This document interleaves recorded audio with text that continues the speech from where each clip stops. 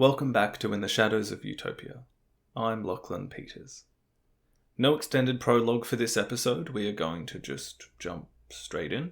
Just wanted to quickly mention a couple of new videos on the YouTube channel for those interested in the video essays I've been putting up there.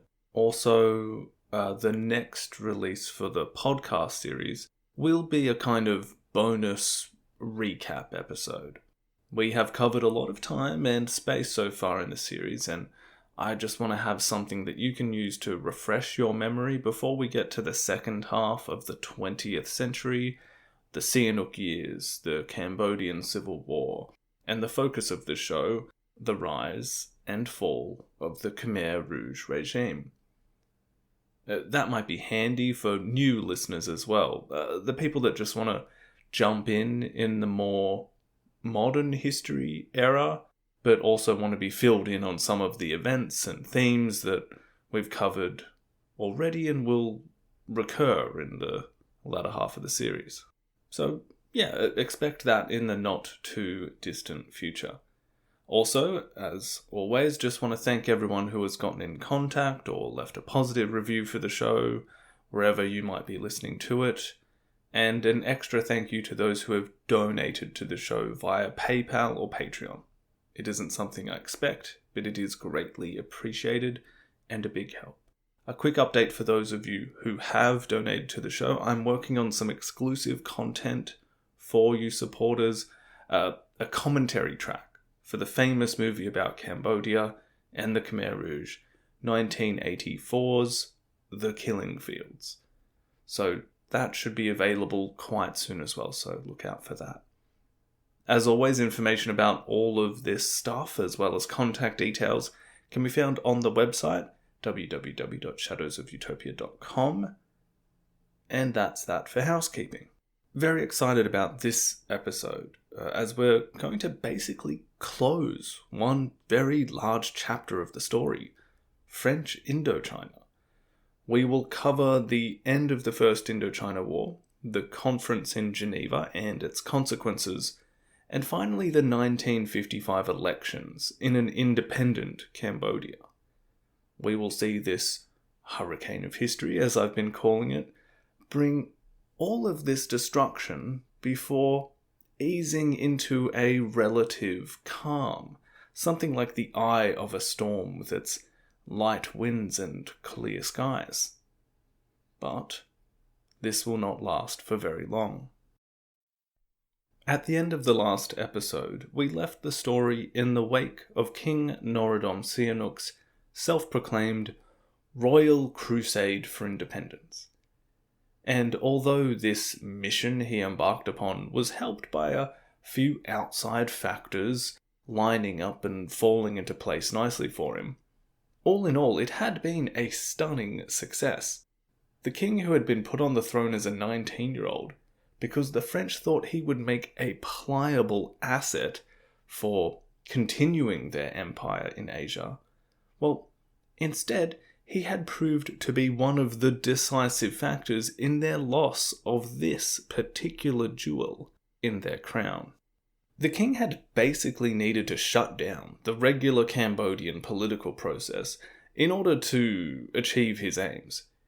He had become increasingly suspicious of the parliament and its Democrat majority, assuming there may have been some plot to remove the monarchy and to join forces with someone like Son Ngoc Tan, who was now openly opposing him from the jungles in the northwest. But by hook or by crook, the king, who possessed the genius of a madman, as one prominent French official had said, was able to claim independence. Something that the Democrats, the Son Ngoc Tans of the world, the Issarak, or the Communists had not been able to do. However, Sihanouk had fought for, and won, independence via fairly authoritarian measures. And its success meant that the king hadn't seen much evidence that this style of rule wouldn't be worth continuing. And we will see the results of that toward the end of the episode. But for now, just because the French had caved in and given Cambodia independence that didn't mean that the war, which had engulfed Indochina for the last 8 years, was over. As we saw, even Sihanouk himself embarked on some quote-unquote military operations against the Viet Minh out near Battambang. Apart from getting some pretty nice photos of him leading some men on horseback, but very far away from any genuine risk, it also prompted the Viet Minh and their Cambodian supporters to put more military pressure onto the newly independent kingdom and its weary French Union army still stationed there. Beginning in the first few months of 1954, the French Union Army and the Royal Khmer Army start to come under attack in multiple areas around the country. In fact, French intelligence reports were indicating that the Vietnamese general, Vo Nguyen Giap, had begun amassing a very large contingent of troops on the border, that they were going to be used in a general offensive across Cambodia. An action like that would have had serious consequences for the newly independent kingdom, perhaps mirroring what had already occurred in Laos about a year earlier, when the Viet Minh and the Pathet Lao had carved out an area of the country and secured it under communist rule, what was called their defined liberated zone. This will end up being very important during the peace talks at the end of the war, but for now, it is probably just worth reiterating that even though the Khmer Viet Minh, who are kind of at the head of the United Israq Front, were controlling about 1/3 of Cambodia's countryside, and perhaps up to 1 million Cambodians. But they had not been able to achieve the same extent of a liberated zone. There was no clearly defined area of the country that was simply theirs. Like, if you think about a house, and you drew a line right down the middle and said, okay, this side is mine and that side is yours. Communists living on one side, government on the other. Instead, Cambodia resembled a house where someone was claiming 25% of the kitchen, 60% of the basement, 10% of the lounge room, and on weekends it had 30% of the backyard. Sure, there were places that the French Union Army considered no-go zones. In fact, Salot Sa has been living in one on the border with Vietnam for almost a year at this point. But it's all still unofficial. But perhaps this general Viet Minh offensive was going to change all of that.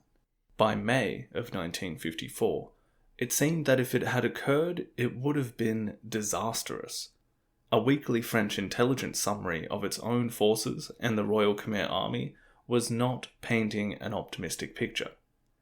It reports whole units in mutiny, regular Cambodian forces disintegrating, and that a general offensive would cause scenes of indescribable panic and carry the most serious consequences. Basically saying, look, if there was a big attack on the highway into Phnom Penh, we don't know if we could have anyone capable of stopping them. But as the days and weeks go by, this offensive never comes. Why? What was stopping the Viet Minh? Was it a supply issue? Logistics? Did they not have the confidence? All they had to do was go that extra mile, and they would have had a huge area of Cambodia well and truly in the hands of the communists. Make a great bargaining chip for any upcoming peace talks. Well, there are a few reasons why they stopped short. The first comes down to tactics and strategy. Turns out that the attacks that had occurred across Cambodia, in the northwest, the southeast, the north, as much as they might have been causing general disarray for the Khmer Royal Army and the French Union, they had in fact been only diversions. Those of you listening with the timeline of the French Indochina War already in your mind will have already clocked onto the fact that by May of 1954, a little-known battle in the valley of Dien Bien Phu was actually almost at an end. But that isn't the only reason they stopped. Diversions or not, they had their enemy up against the ropes. What harm could a little extra territory for the Cambodian communists to call their own do? Well, not for the first or last time in this story, events elsewhere and the actions of other, bigger countries was going to seriously alter the course of Cambodian history. The delicate dance of international relations is going on in the background, and a leash around the neck of the Viet Minh's military, economic, and national interest is being pulled back, for reasons we will soon discover. But for now, we will look at the results on the battlefield itself. We've been waiting to talk about it for months now. The climax of the First Indochina War. It's time to shift our attention fully to what is going on in Vietnam and the battlefield of Dien Bien Phu, as this is where the events occur that will impact the Cambodian side of the story for years to come.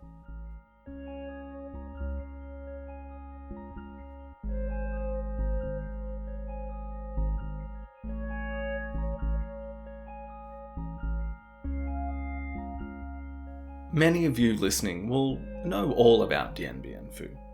It is one of the most famous battles of modern history. It's taught in some high school curriculums. That's where I first learned about it. And it has a place in the imaginary, casual military historian's handbook of things to talk about. I'm also aware that many of you listening might know exactly nothing about Dien Bien Phu, and might have been wondering what I've been referring to numerous times over the last few episodes. So that puts me in an interesting position to try and explain it. I don't want to bore those that are familiar, and I don't want to skip over it or presume too much and leave others in the dark. What I'm going to do is try and look at the Battle of Dien Bien Phu, less in the way that a military history show might. I don't claim to know all the nuts and bolts and who shot what and where and when. I want to look at this more through the lens of human experience, particularly the Vietnamese experience of the battle. I want to challenge some of the general views of what happened and place it within the full context of what is going on in the background. Yes, the military dimensions, we will get to that, but also the international relations that will have a massive impact on the battle and are somewhat more relevant to the Cambodian side of the story that we want to be focusing on eventually. So, a little bit of background first. I think the most important aspect is the length of time the war has been going on for at this point. 8 years is a long time. A long time to be fighting a war if you are France, coming off of the back of the Second World War, and trying to maintain an army and an empire half a world away. And it is a long time to be fighting this bigger and better equipped army if you are the Viet Minh. After all, the state declared by Ho Chi Minh in 1945, the Democratic Republic of Vietnam, this was a state trying to establish itself in patches across South, Central, and Northern Vietnam, trying to keep up a fight that began, for them, as a guerrilla war, but with the backing of the Soviet Union and the new People's Republic of China, well, it had turned into something a bit more conventional. That is tough, especially since on the other side of the ring, you've got the United States making it a foreign policy goal, or even more of that, a kind of mission to contain the spread of communism that they see coming down from China and into the rest of the region.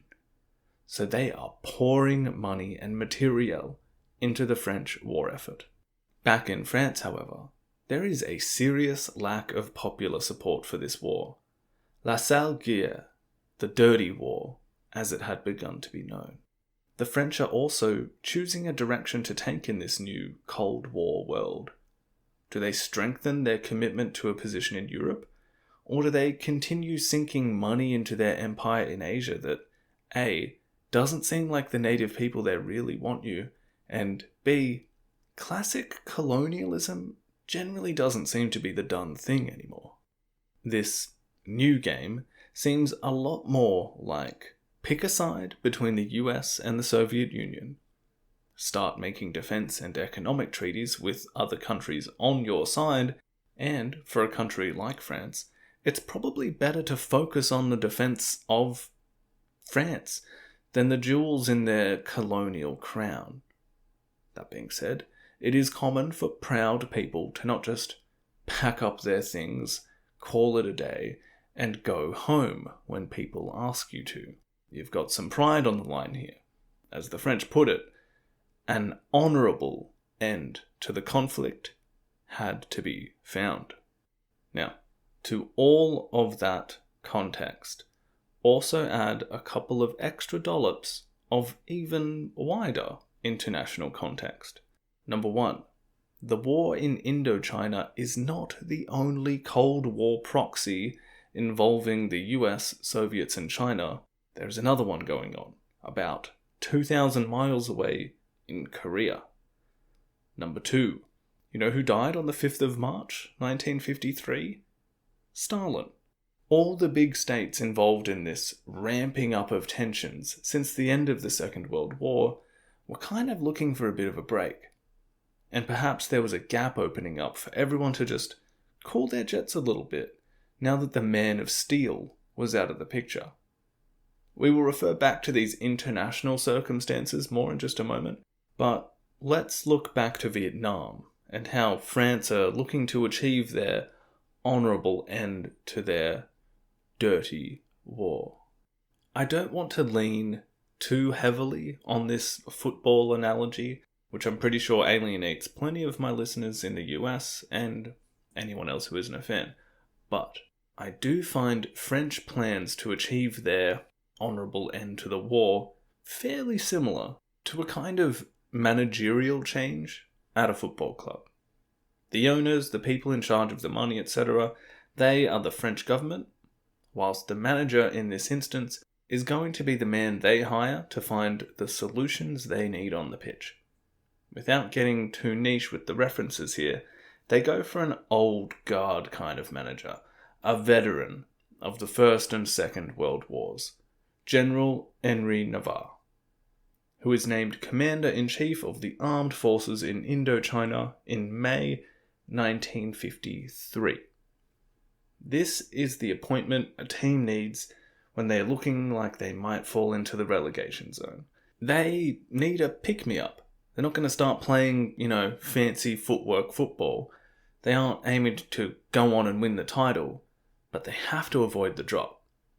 He also has next to no money given to him to spend, so he can't just buy a new team.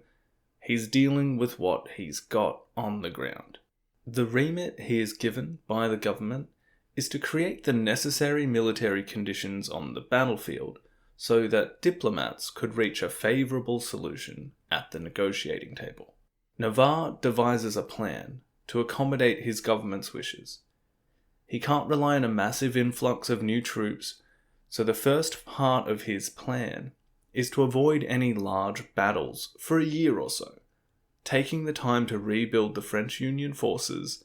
Then, in 1954 and 1955, he will stage a decisive military blow to the Viet Minh and force General Giap to the negotiating table on terms that suit France. Job done, 11th place, staying in the Premier League. At the outset, neither Navarre or Giap are planning on staging a large battle at the Dien Bien Phu Valley, which is in the northwest of Vietnam. However, Viet Minh military intelligence was able to quite quickly figure out Navarre's plan that he had concocted and was going to be implemented over the next couple of years. And Giap began staging military actions across Indochina as a means of diverting and stretching out the French Union Army. The French, in the meantime, began to think that a large-scale military action may have been planned for Laos. And as the Dien Bien Phu Valley sat on one of the main routes from North Vietnam to Laos, it was chosen as the location of an entrenched camp that could withstand and repel a large Viet Minh assault, even though this valley sat in the middle of a region which was not under French Union control. But the French figured that, with their superior air power, they can just, fly over the top of the area that is not under their control and drop their forces into this valley, clear it out, no problem. In November of 1953, the French parachute 6 battalions into Dien Bien Phu, equipped with the means of creating this fortified camp around an airstrip that would then be able to supply more than 15,000 troops. Eventually, 12 battalions and more than 13,000 French Union troops would be stationed there. Morale ran high, as it was assumed that this well-armed and well-supplied contingent would be able to suck Giap's forces in and casser du Viet, break the Vietnamese. Now, it should be pointed out that at this juncture, in late 1953, it was still not the expectation of Navarre that Dien Bien Phu was going to be the kind of large-scale, decisive battle, the one he was saving up for and planning for that would force Giap to the negotiating table. Ideally, all of that was going to happen later. This was still the stage where he was supposed to be consolidating his forces. Dien Bien Phu had simply began as an entrenched camp capable of fending off what they thought was going to be this large incursion into Laos, as well as readily destroy them if need be. The French garrison there was not intended to be fortified to the extent that it should have been if it were to be the location of the last major battle in the French Indochina War. But it is. Navarre still thinks that there are 10 more games left in the season. Testament to this is the fact that he still orders another offensive in central Vietnam on the 13th of December, with military strength far higher than what was stationed at Dien Bien Phu. But on the other side of the equation, Giap knew that Navarre had committed a significant enough amount of his army in that one valley that if it could be wiped out, it would represent an opportunity to do exactly what the French had hoped to do to the Viet Minh. Casser du Français. Break the French. And there is another circumstance here that is going to hit Navarre and the French really hard. It turns out that the peace talks weren't going to happen a year or two from now. The international pressure coming from some of the big powers that were funding this war, well, it's turning things into a diplomatic solution being the far more likely outcome quite quickly. And guess what? The talks were going to start in just a few short months. Basically, the regular season has been called off. There aren't 10 games left. Nope. Now the next game is going to be the decider. It's turned from league season into cup final. Dien Bien Phu, whether Navarre liked it or not, was going to be the battle that would determine the French military negotiating position. Something that it was just not designed for.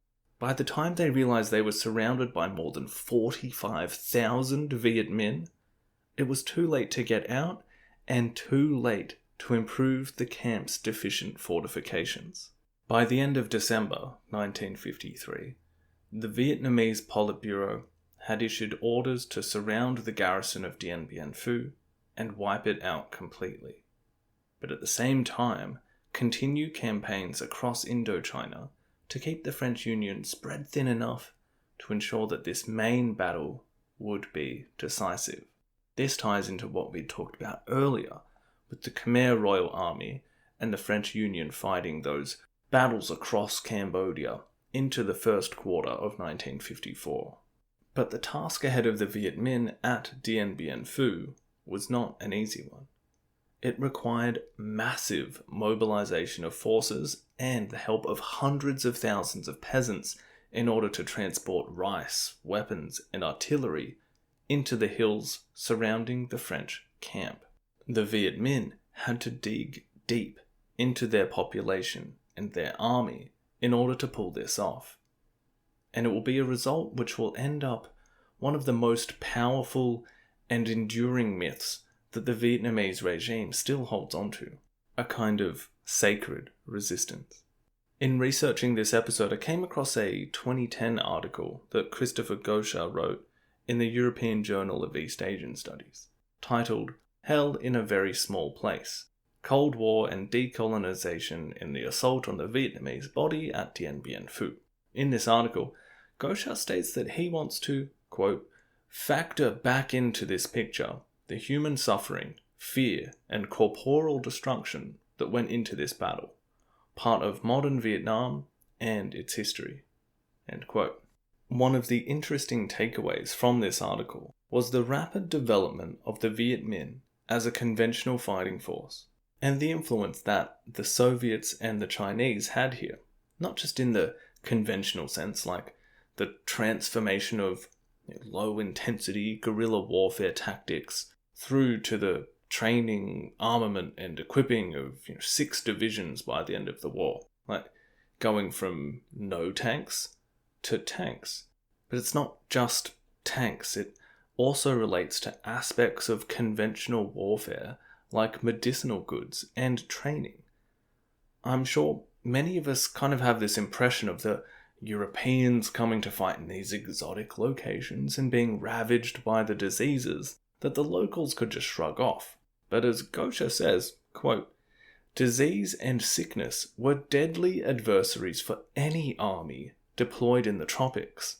Cholera, malaria, dysentery, typhoid, these could be as lethal as flying bullets and artillery fire.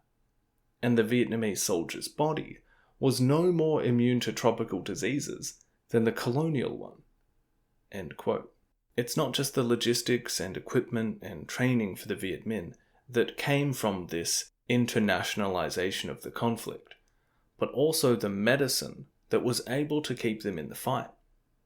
He goes on to say, quote, by the early 1950s, the Vietnamese war state had fielded an increasingly healthy army in central and northern Vietnam, capable of fighting set-piece battles against the better inoculated colonial one.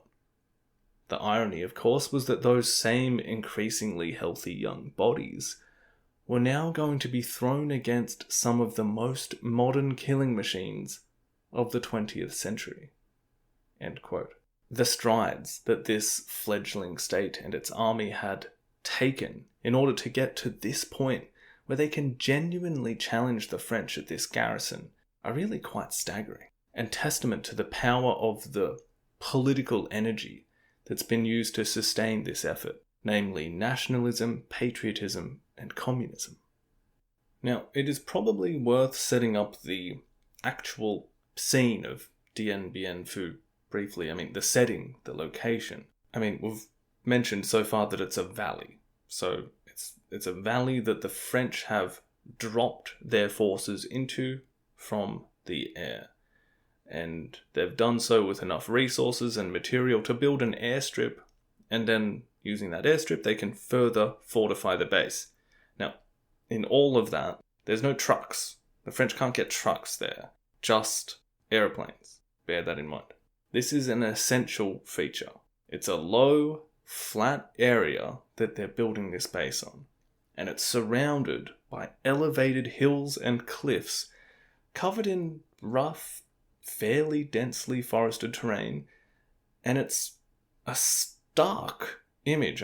If you look at it on Google Maps today, you can just see this oval-shaped area about 20 kilometers from top to bottom and about 3 kilometers wide, or about 12 miles long and 2 miles wide for my North American friends.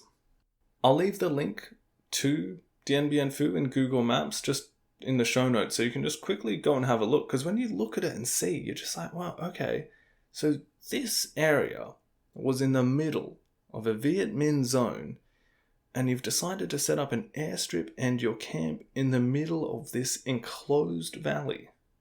Okay. Well, at the time, for Navarre and the French, these hills surrounding the area, for them it looks more like protection than a potential hazard. But for those of you who know how the story goes, that's not quite how it works out.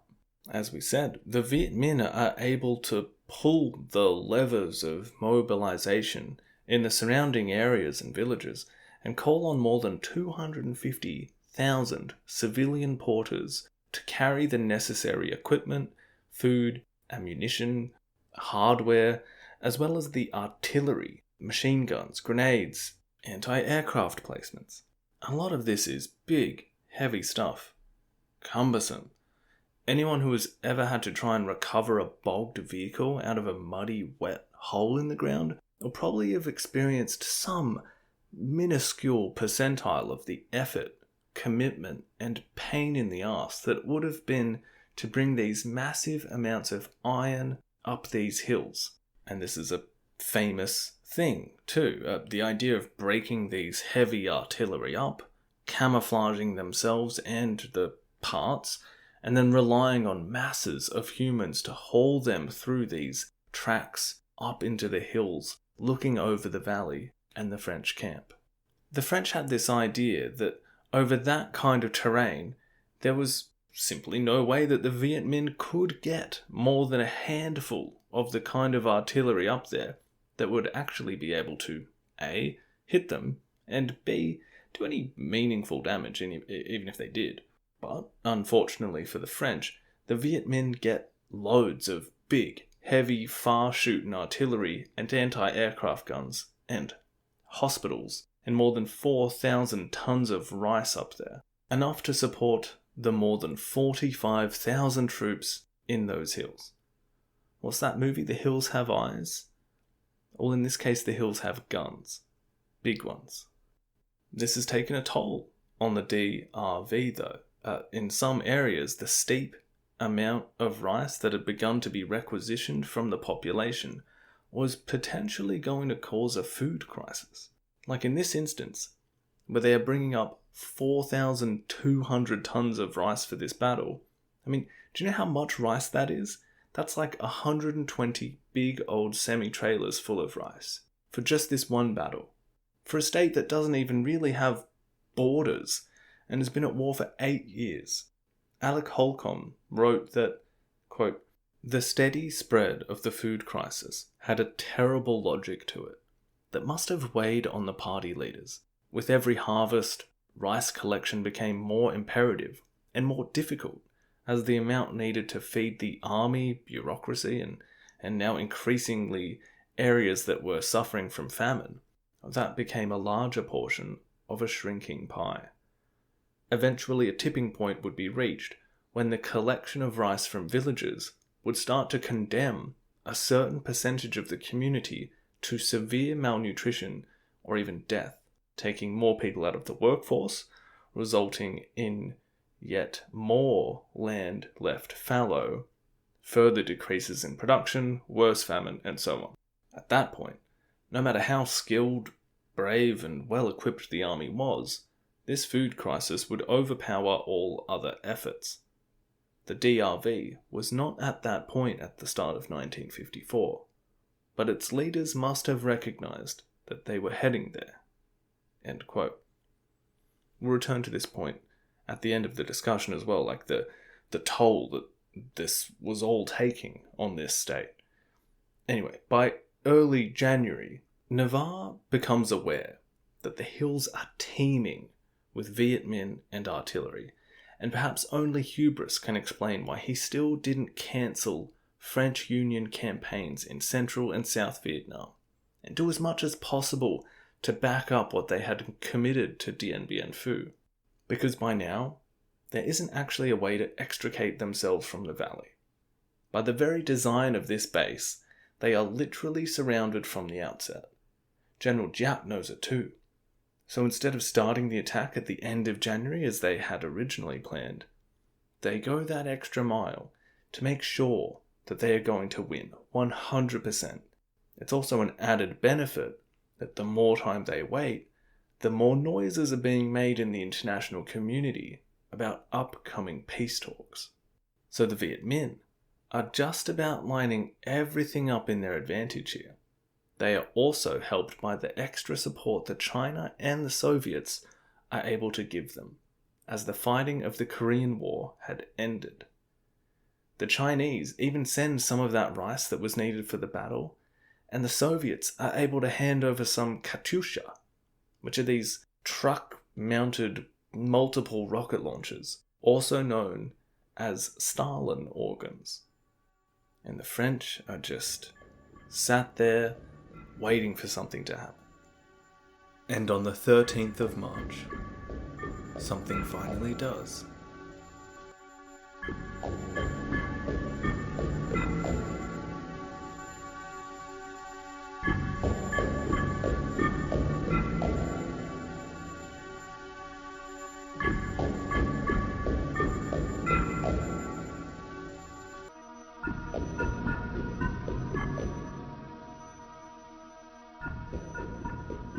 After reading out aloud a message from Ho Chi Minh, Giap's 312th Division sung the Viet Minh anthem and began their assault on one of the outermost French posts in the valley, Beatrice. Each of the French strong points that comprised their garrison were given a feminine name, using the first 9 letters of the alphabet, from Anne-Marie to Isabelle. The French had been anxiously anticipating this kind of movement from the Viet Minh for weeks now, with only isolated actions and the occasional smattering of light artillery fire. And as the Vietnamese battalion advanced from their positions, which they had dug around Beatrice in the northeast of the valley, the French readied their weapons to counter them. And that is when the shells from Giap's artillery begin to fall. Not only does this bombardment severely hamper French efforts to forestall these, essentially human wave attacks, but the expertly aimed weaponry, carefully concealed in the hills, begins smashing the lifeline of the entire encampment, the airstrip. And from that day, the 13th of March, the scene is basically set. This is how it is going to play out. The French are cut off from supplies via land because they've set up this base in the middle of Viet Minh territory. They are under fire from heavy artillery spread around the hills of their entire camp that is extremely hard to fire back upon. The one way for them to get reinforcements is via airdrop, with each plane attempting to do so susceptible to heavy anti-aircraft fire. And each of their 9 bases spread around this valley will one by one fall to advancing waves of Viet Minh, who have utilized another important weapon in this battle, the shovel. In something that is reminiscent of the 1986 film Aliens, these French outposts are going to be surrounded by these series of trenches, and before they know it, the enemy is going to be right up onto them. When they peek through the roof and they're right there, it's basically that. The Viet Minh troops encroach, they dig in, they wait for a barrage of artillery, and then charge, rinse and repeat, leading to a bombardment the likes of which the French probably hadn't experienced since the Battle of Verdun in 1916. And that's a comparison that's made, all the time, not just in hindsight by writers and historians and amateur podcasters, but by the French officers writing in their diaries during the battle, especially once the French have to begin digging in themselves. The return to trench warfare is an interesting part of this, especially when you consider, if you're familiar with the fighting in World War I on the Western Front, the ways that the Viet Minh are experiencing this battle. They are throwing young men over the trenches here, into the machine gun and artillery fire of the French Union Army, and with a similarly ruthless disregard for their own casualties. they lose a couple of thousand men in the first few days of fighting. Going over the top, as it were, conjures up certain images in the Western consciousness about World War I, the terrible injuries caused by industrial weaponry, the gut-wrenching damage from shrapnel and so forth, particularly when many of these young men lacked helmets.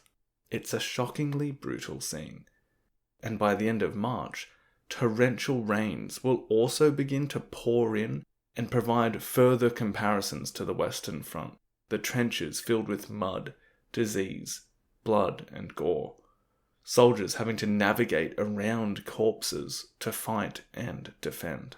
It also reminds us of another, more general theme of World War I, this idea of total war, and the lines between civilian and combatant. Christopher Goscha argues that, quote, "These wars of decolonization, especially those internationalized by the Cold War, would mobilize civilians and combatants alike and blur the lines between front and home in arguably more total ways than in the West during World War I." End quote. We've already seen how villages themselves would become a kind of battleground from day to night, as each fledgling state trying to establish its dominance over the Vietnamese populace. But this battle brings us that proper large-scale dependency on the use of civilians to make the Viet Minh war effort possible on this scale, the scale necessary to inflict such a devastating blow on the French, in a sense to echo the sentiment of the German Chief of Staff von Falkenhayn at Verdun. One of his aims was to bleed the French white. Well, the Viet Minh were going to bleed them into capitulation or annihilation. But the Viet Minh would not escape this bloodletting either. One difference in the trench warfare being implemented by Giap, however, was that these lines were not static and facing the opponent for miles as they had been dug into the fields of Belgium roughly half a century earlier. No, Giap had ingeniously began digging these trenches in encroaching patterns around the entire French position, slowly closing in on outposts to be picked off next. And this is what happens over the course of the battle. A battle which lasts about 8 weeks or so from the beginning of the Viet Minh assault, and the French are immediately mired in this miserable situation. With no way out, their morale quickly dwindles, and leadership is faced with this previously unthinkable outcome. That being said, the Viet Minh still have to go out and win this. The onus is on the 50,000 or so troops that Giap has under his control. And while the odds are against the French Union, they're no pushover. There are 3 main wave attacks that take place, and the Viet Minh will suffer a killed in action rate of 32% during the first wave, 25% during the second, and then 20% on the final attack. The fighting was brutal, and in another gruesome echo of the so-called Great War, full of disease and filth. As the rains didn't let up and the fighting intensified, the disease breeding in the mud amongst the corpses that remained unremoved, the stench and accompanying density of flies and maggots feasting on death and infection, all of this was something that terrified many of the young Viet Minh soldiers. Despite the best efforts of their medical officers to disinfect the battleground, eventually a dysentery epidemic will break out in their ranks. The psychological impact on their war effort here is interesting to consider, as are the effects of the trauma on their physical bodies. All of this, added to the sheer numbers of those being killed and injured, was enough to shake the resolve of some of the troops and officers expected to continue to carry out these actions. A test of the communist and nationalist energy we've spoke about so often in the series. And this is the aspect that I feel isn't quite touched upon enough in the story of the great victory of the Viet Minh at Dien Bien Phu, and something that Goscha really goes into in that journal article, so I'm going to quote a bit more to you to get that across. Here it is. Not everyone could take it. Of the lightly wounded at Dien Bien Phu, around 5,000 men, internal sources confirm that many, apparently too many, did not want to return to combat after surviving the first and especially the second assault on the entrenched French camp. Many men could not overcome all the physical and psychological difficulties they had encountered in a few crowded hours. Others were exhausted from the fighting and the endless digging to extend the trenches forward, often under enemy fire. But the General Staff needed the lightly wounded back in action as quickly as possible, especially with the prospect of negotiations at Geneva on the horizon. A special political commissar for the frontlines medical units attended to what had clearly become a very serious problem during the battle. As one official history put it, of the greatest importance was political work among the wounded, especially the lightly wounded. End quote. Now, what Goscha is pointing out here are a few of the cracks in the so-called sacred sacrifice myth of the battle. The idea that you might have even picked up through general societal osmosis that what happened at Dien Bien Phu was this complete disintegration of the French, probably accompanied by some stereotype about the French army, and the Vietnamese obliterated them due to their complete fearlessness and solidarity with their movement. But it wasn't so easy. It wasn't as pure as party history would like it to be remembered as. It was gritty and costly. There was a real problem that the Viet Minh faced in keeping up the ideological fervour required to do something so dangerous and difficult. As the battle raged on through April, Vietnamese party documents reveal that morale was eroding. Troops and even officers began to refuse orders to go over the top and attack in waves. This was seen in Vietnamese communist terms as, quote, manifestations of passive rightist deviationist thinking, which is the kind of language we will get used to throughout the series. It's quite remarkable. And on this troubling development and threat to their victory, the Viet Minh general himself said, quote, all the necessary conditions are there for us to win. However, there is still one great threat. One extremely dangerous threat to our ability to carry out that task. That threat is rightist, deviationist, and passive thinking that has seriously and insidiously infested the ranks of our cadre and executive committees within the party apparatus at Dien Bien Phu. If we do not wipe out this rightist and passive deviationist thinking, then it will be extremely difficult for us to carry out our glorious victory. End quote. Well, how does one go about trying to fix this? Well, these rightist tendencies, rather than simply being the result of post-traumatic stress or not wanting to die, these ideological fallibilities would be fixed by dozens of political cadre being dispatched to the field hospitals and areas with those recovering from the battle. Study sessions, propaganda, what we might call attempts to re-inject some of that communist energy back into the bodies of these boys who didn't want to, in their eyes, senselessly die in another human wave attack. For those that refused, there were consequences, including execution for cowardice or insubordination. Now, naturally, this is also occurring on the French side of the equation as well. In quite large numbers, in some cases, there's this whole rats of Dien Bien Phu thing that goes on. But the reason I'm more looking at this Viet Minh side is twofold. First, because it scratches away some of the Vietnamese Communist Party's myth of the battle, which I also think has been, echoed in what we could probably term the memes about the Battle of Dien Bien Phu that are present in Western thinking about it. Like, they really suffered quite greatly here, and many more Viet Minh will die than French forces in the battle, even though they will achieve their victory. Both sides were exhausted, and that exhaustion will be relevant to the terms of peace that are also on the horizon.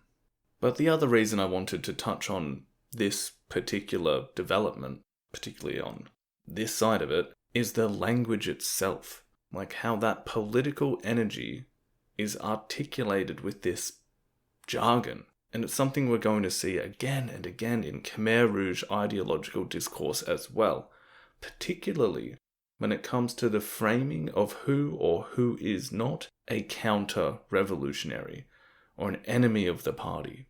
I'll quote Giap again in this battle to get across what I mean. So here is he again talking about this negative rightist deviationist thinking in some of his troops and officers. Quote, "They do not want to find out the enemy's actual situation, for fear that it would uncover difficulties that needed to be resolved. They fear having to fight bravely in difficult conditions. They want to score easy victories, and as a result, they frequently fail. They are not absolutely revolutionary.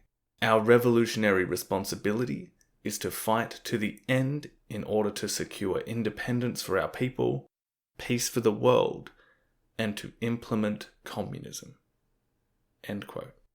Now, those are some fairly lofty ambitions, but what I think is really interesting there is just how those ideas are conveyed through the language, how these motivations, in this case in communist terms, are expressed. Whether it's the need to motivate a township into some collectivized agricultural unit, or a new massive communal labour project. Or here at Dien Bien Phu to jump over the top of a trench and face machine gun fire without a helmet on.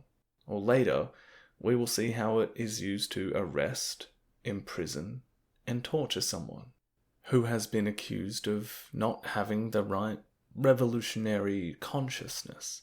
All of those activities require human energy to carry out, and that energy needs to be conjured in different ways, whether through political jargon like this, or fear, or coming out of the bonds that form between people when they're in groups.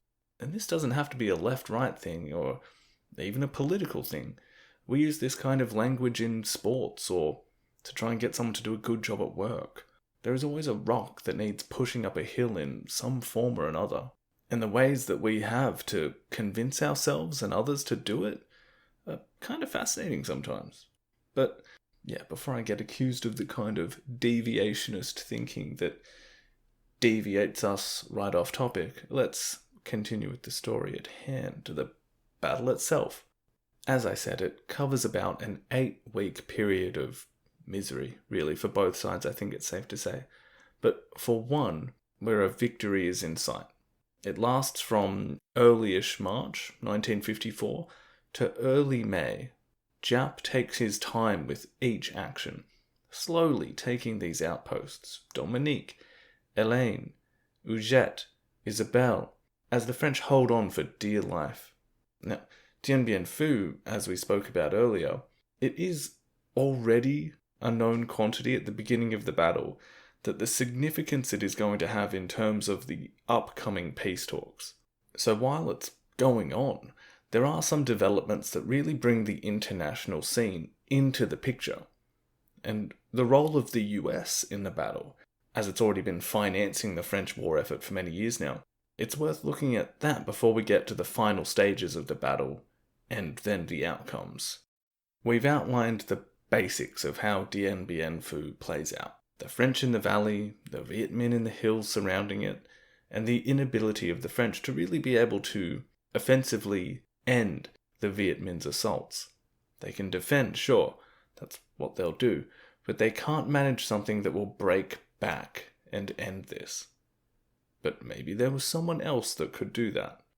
Certain US officials are looking at this battle very closely. It would be an oversimplification to say it was, all the hawks in Washington looking to have a good fight, but there were those that wanted exactly that, to give some commies a good punch on the nose.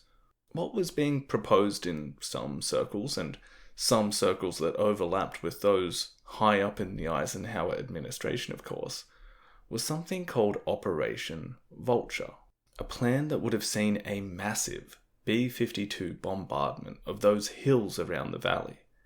A plan that even had casual mentions. I'd say it probably gets overstated that, this was anything more than just spitballing. But there was mention of using 3 tactical nuclear bombs and, saving the day. Now, the reason that does get a mention whenever this part of the battle comes up, even if it was in a hey, I'm just throwing this out here as an idea in a team meeting kind of thing, it's that using nukes at Dien Bien Phu would have been absolutely huge. First and foremost because it strikes right at the heart of what we called in the last episode great state autism. This idea where it's hard for these hegemonic world powers to really judge a situation and understand the mind of these smaller countries in it. In this case, the wishes of the Vietnamese people to have some kind of autonomy or independence from French colonialism. That wish, it could have been stomped out through lending the French a few atomic weapons, which is just a wild part of that plan. But it's a little taste of what is to come next at Geneva, as well as how lightly some of the other world powers have to tread here, with some US policymakers so hardline in their stance against the perceived encroachment of communism that any big move, either way, would have brought the US in guns blazing. At Dien Bien Phu, however, the US eventually refused to commit to Operation Vulture, or to even just putting their own troops on the ground to support the French. They want to avoid another Korea. The cogent argument that's going around from some in Washington is that this would have been the wrong war, in the wrong place, at the wrong time.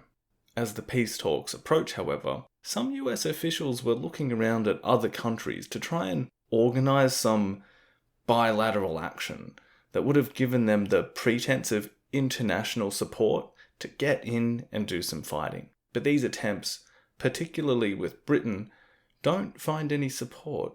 This meant, for Dien Bien Phu at least, that the battle would end without the radical entrance of death from above at the hands of the US. If France had already been in the process of handing over this baton of war in Indochina to the US, well, there was a period here where Washington really looked ready to take it from them and start running. But for the moment, it stays more or less between the two of them, and the battle itself draws out to its inevitable conclusion. The tactics of the Viet Minh, with their Chinese military strategists' help, they keep digging up to the last remaining French outposts on the floor of the valley. And by May 7th, with all of the invited parties already in Geneva and discussing the wars in Asia, Jap's slow strangulation of the enemy unfolds, with a final all-out attack mustered by some 25,000 troops. They storm the entire encampment, and amongst the smouldering debris and carnage, the French forces finally capitulate. Word of the Viet Minh victory at Dien Bien Phu, one of the most important battles of the 20th century, reached Paris by 5 o'clock that afternoon, the day before the talks at Geneva were to begin specifically discussing the war in Indochina. Their historic victory, at great human cost, this sacred sacrifice as they would call it, was about to have its effect on the world stage. And one might think that, given that they had broke the French, that the French now had no will to keep fighting this dirty war, well, wouldn't the Viet Minh get what they want? Get Vietnam? Potentially even secure massive parts of Indochina?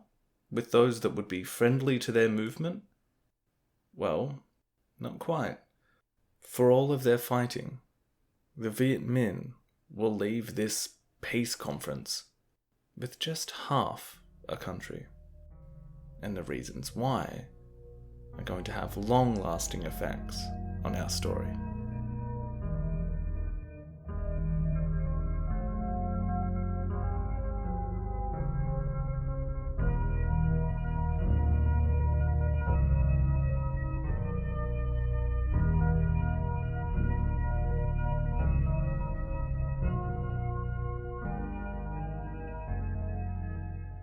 let's set the stage for what is going to happen at Geneva, because there are about 5 or 6 spinning plates here that I want you to have in mind as we go through it. First things first, I feel the timing of it can be often relayed in a way that confuses the significance of Dien Bien Phu. Remember, the war is not over.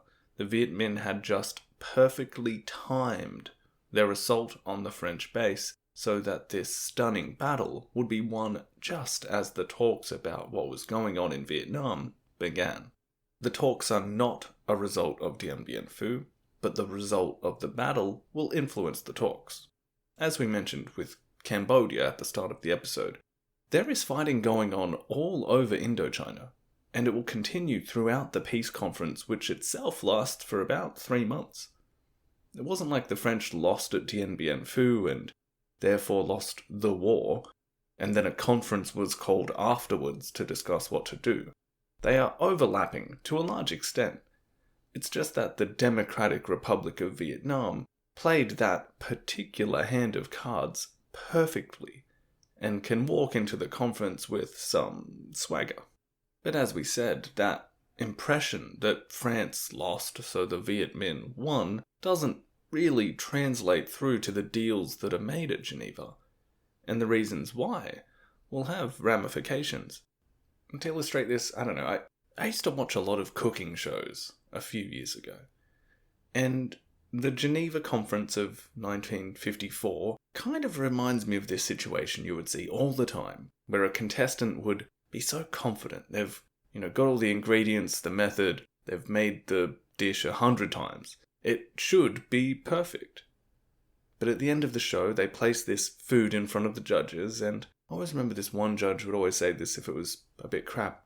He'd say in a French accent, "I can see a lot of stress on this plate." And when you look at the results of Geneva, it just strikes me in the same way. Like, the ingredients were there, but the result didn't come out in a way that is going to truly satisfy anyone. So what happened in the kitchen? Well, surprise, surprise, there are a lot of competing agendas that will convene at Geneva. That would make sense. It's a conference called by those interested powers in the international community that are specifically interested in resolving 2 long wars in Asia that many of them are actively involved in or financing in some way. International relations is an agenda-heavy environment. As we've said, the deck had been shuffled slightly in the upper echelons of the Soviet Union after the death of Stalin, and a new leadership was looking for some détente internationally, so that they might be able to focus on internal economic matters at home.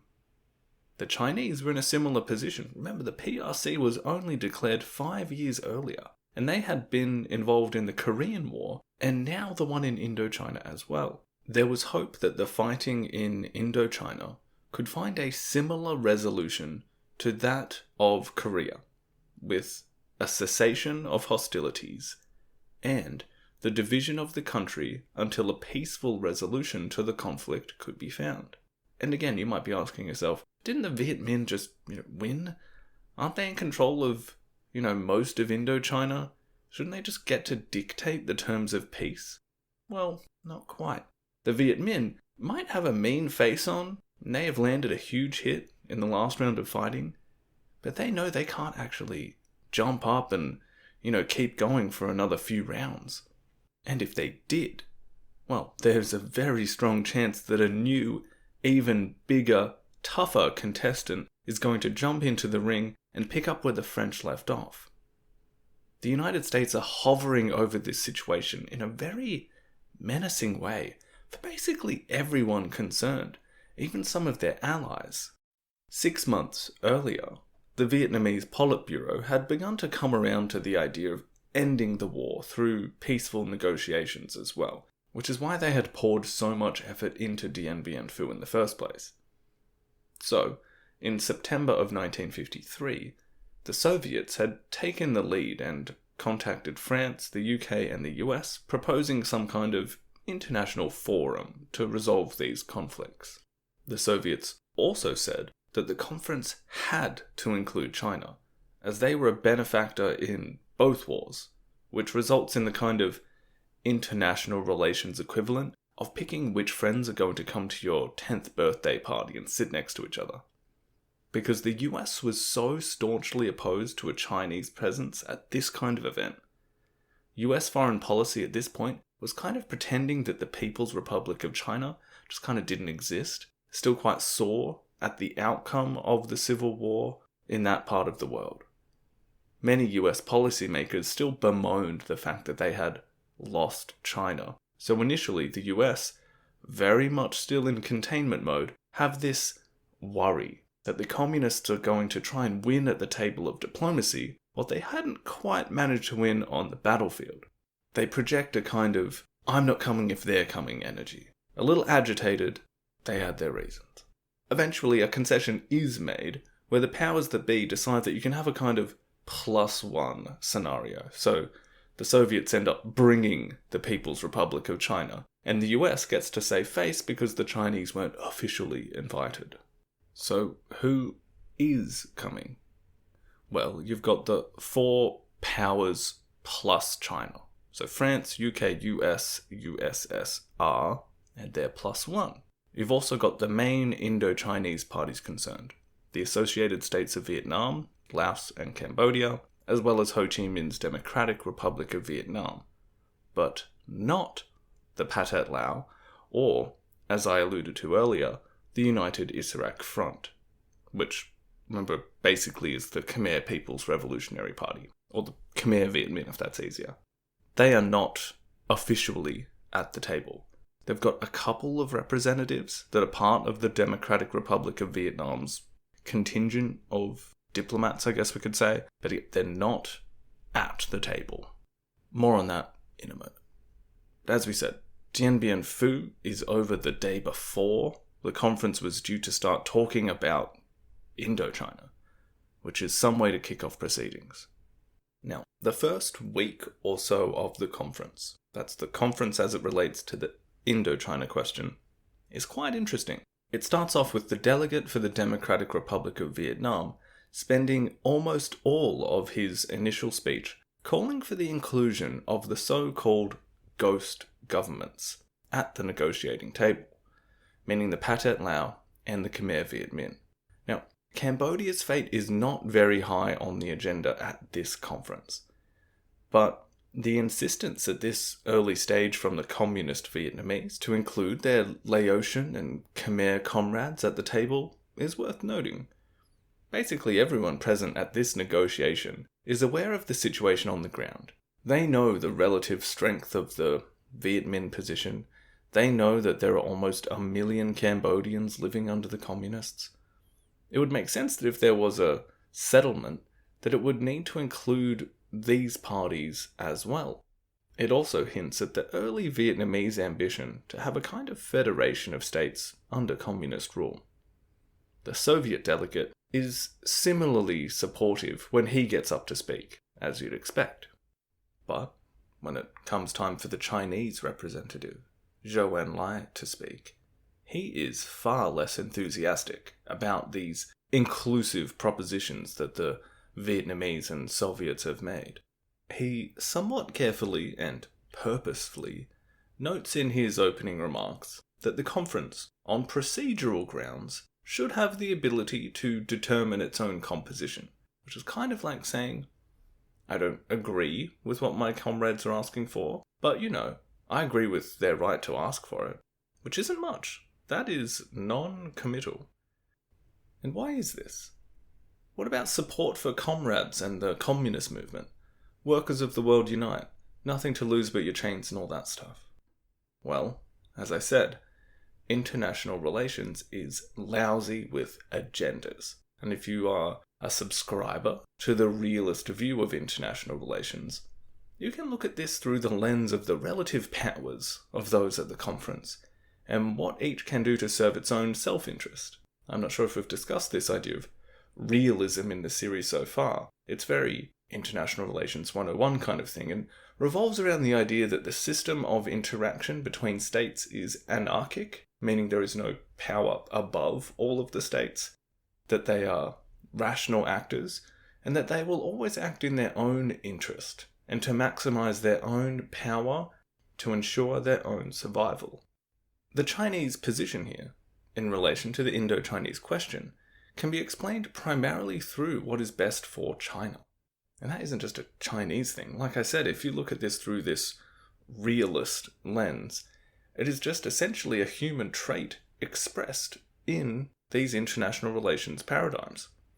We're going to say the same thing about the US in just a moment, or as we did earlier with their casual notion of dropping nukes on Vietnam to solve a problem for a fading French empire, which was really just about securing US interests abroad, maximizing their own power in relation to the Soviets and the Chinese.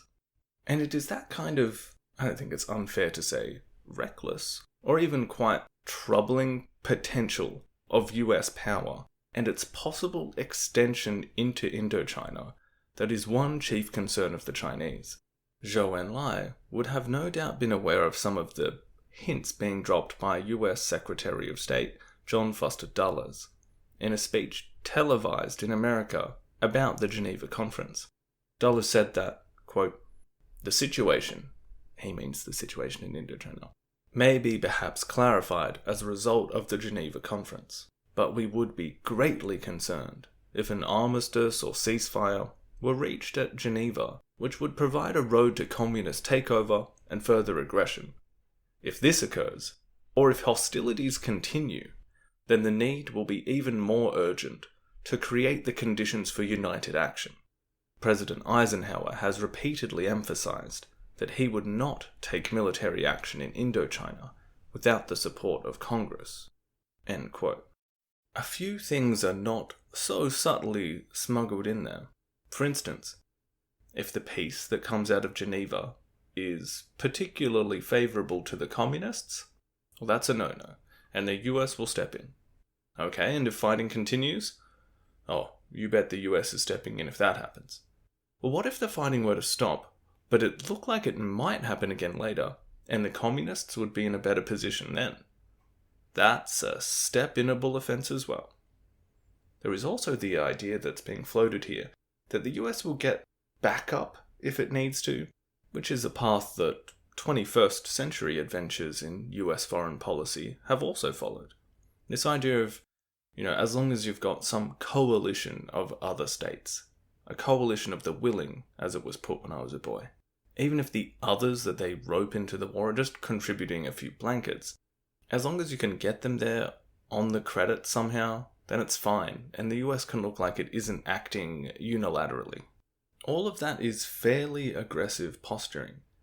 But what doesn't come up in the speech, but was a known quantity for those looking on at these US Cold War maneuvers, was that they wanted to set up a NATO-like system in Asia as well. And if the conference didn't proceed at a relatively quick pace, there was always the chance that they could actually do this in the background. If we were to oversimplify things slightly, much of US Cold War foreign policy revolved around these kinds of deals, grouping countries into trade deals and military alignments, with the idea being that Washington was investing in them, giving them economic opportunities, as well as military protection from this encroaching global communist threat. In return, the US is able to maintain its position of supremacy and continue this policy of containment. For China, either move by the US here isn't ideal. They definitely don't want the US setting up military bases so close to their soil, or a whole collection of states opposed to them in the region. And they will be more concerned than, say, the Soviets, because this whole thing is going on their side of the playground. They don't want the war to keep going, it's a strain on their economy. They also don't want the US to be involved in an escalated war on their doorstep. And they don't want a potential Southeast Asian treaty organization undermining their influence in the region in the future. And in a kind of interesting way, China not pushing for more communist power in Indochina is going to serve all of these aims. In the words of Ben Kiernan, who provides a play-by-play of Geneva in How Pol Pot Came to Power, he says, quote, "For Beijing, the effect of US escalation would be as damaging as that of a communist victory throughout Indochina would be limited. End quote. The other thing that might potentially concern the Chinese, if it were to occur, was that they weren't that keen on some federation of countries on their southern border there, even if they were communist. This is years before the Sino-Soviet split, which will be another huge influence on the story. But now, from a realist perspective, regardless of ideology, for them it's much better to have 3 separate nations, as opposed to one unified federation spread along one of your borders.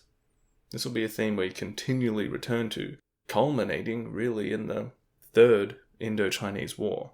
But for the time being, the diplomatic dance that Zhou Enlai does throughout this conference to avoid antagonizing the US, but in a way that gets an end to the war, but that also furthers Chinese interests, is quite remarkable, and it will go a long way in explaining the accords that are eventually settled upon. And this is the PRC's first international conference as well, so this is some debut at this venue. As a result, if the communist Vietnamese are going to have to face some concessions in order that their primary benefactors are able to get what they want on a bigger stage, well, they are going to have to concede. You can also bet that their Cambodian comrades, the little brothers in this scenario, are going to figure relatively insignificantly in their concerns as well. So, how does the conference actually play out? Well, naturally, all the actors come to this with a fairly hardline stance to begin with. There is a kind of stalemate at the outset, especially because the French can say, yeah, sure, you won that battle, but we're still in the war, which is quite easy to do with the US on their side, willing to kick things up a notch. And while the French kind of want out of this whole situation, they do want out on their terms. It ends up being the case that Zhou Enlai will kind of be given the green light by the Soviets for him to basically try and solve this prickly Asian problem. First things first, as there is still a war going on, they need to discuss an armistice.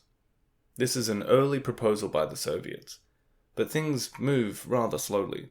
Zhou Enlai, in an effort to speed things up, uses his platform at the negotiations table to state that the situation in Laos and Cambodia is different to the situation in Vietnam, which effectively closes off support for letting Ho Chi Minh's delegation speak for the rest of Western Indochina.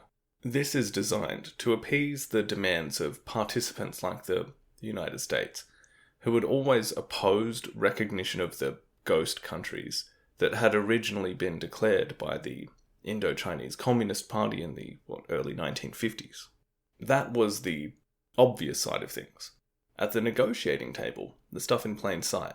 But it was also figured into Zhou Enlai's plans that in the background, he would start to see countries like Cambodia and Laos follow a neutral position.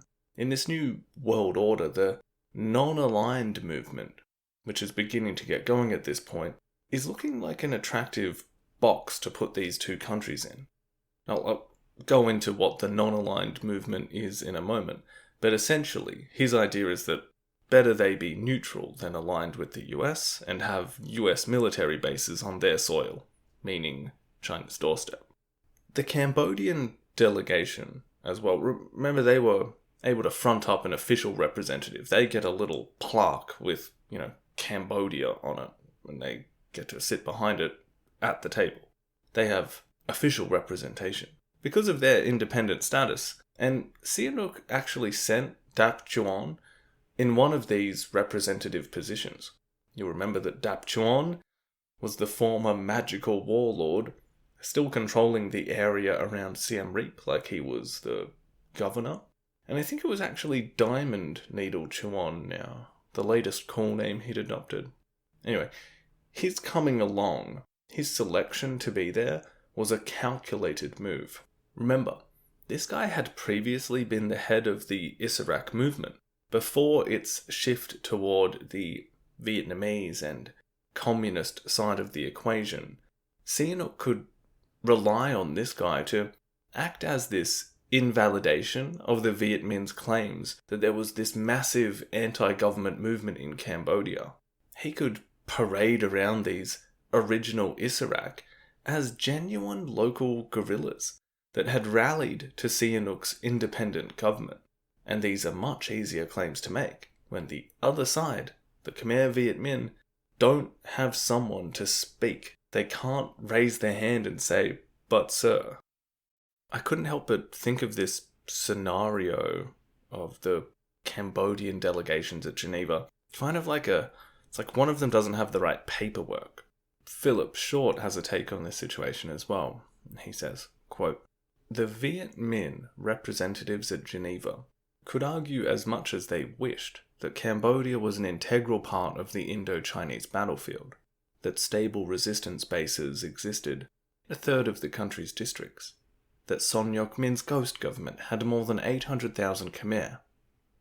But the fact that they held no clearly defined, liberated zone meant that their claims and their presence were ignored." End quote. This is what I mean. It strikes me as the equivalent of turning up to the motor vehicle department, ready to register your car, and you've got everything you need, signed all the paperwork, but you only realize once coming up to that window that you've got the wrong form. You needed Form B, whereas you've filled out Form A. And you can carry on like a pork chop and kick up a stink, but the person behind that window isn't going to register the car in your name without Form B. The Khmer Viet Minh, as they hadn't just gone far enough in carving out a clearly defined zone under their control, could not make the case that they deserved representation at the table to the same extent as Ho Chi Minh's Democratic Republic of Vietnam, and they don't have the ability to ask for the same kinds of things that the DRV are going to end up asking for. And to compound this problem for the Cambodian communists, if there was this concerted effort to, even at this late stage, carve out this area, this liberated zone, so they may be able to speak more freely at the conference, well, even if the Cambodian Royal Army and the French Union were not ready to fight that fight, the offensive itself would never come. It could not come. This is why the reins are pulled back by Hanoi, and at the behest of the Chinese. They knew that if they did press for a more secure liberated zone in Cambodia, then this would be seen as a continuation of hostilities, and in fact, opening up a whole new front of the war. And what would happen if they did? Peace talks out the window, US jumping in, studs up. In the words of Philip Short again, quote, "Over the next few weeks, Sihanouk's representatives won back at the conference table everything that his army's incompetence had lost on the ground." Zhou Enlai, acutely aware after China's experience in Korea of the risk of being dragged into yet another war if the conference should fail. The Khmer resistance was to be sacrificed to the greater good of communism in Vietnam and Laos. End quote. Cambodia is going to emerge from this with its political and territorial integrity intact, and with a whole bunch of dissatisfied communist revolutionaries with no place to go, and perhaps a bit of a chip on their shoulder about not being treated as important enough, like some backroom deal was signed and they were left out. We will see that play out over the rest of the story as well. But for now, negotiations were going to turn toward Vietnam, and the question of partition was now becoming a necessity. As the conference moves into June, with discussions on Indochina having been going on for a month with not too much movement, a few things start to happen and act as catalysts for more things to happen. The first is on the 13th of June, around the same time that agreements are getting to the point where the DRV are going to withdraw their troops from the rest of Western Indochina. Meaning, the Viet Minh armies that are stationed in other places apart from Vietnam are going to withdraw. This is another move that signals that they are willing to let go these wider Indo-Chinese ambitions. Now, there's also a change of government in France. Pierre Mendes becomes the new French leader, and part of his election and mandate is a negotiated settlement about Indochina at Geneva. He even says he will negotiate himself if he has to. He also adds a bit of a ticking clock element to proceedings, promising to resign in 1 month's time if there was no agreement reached.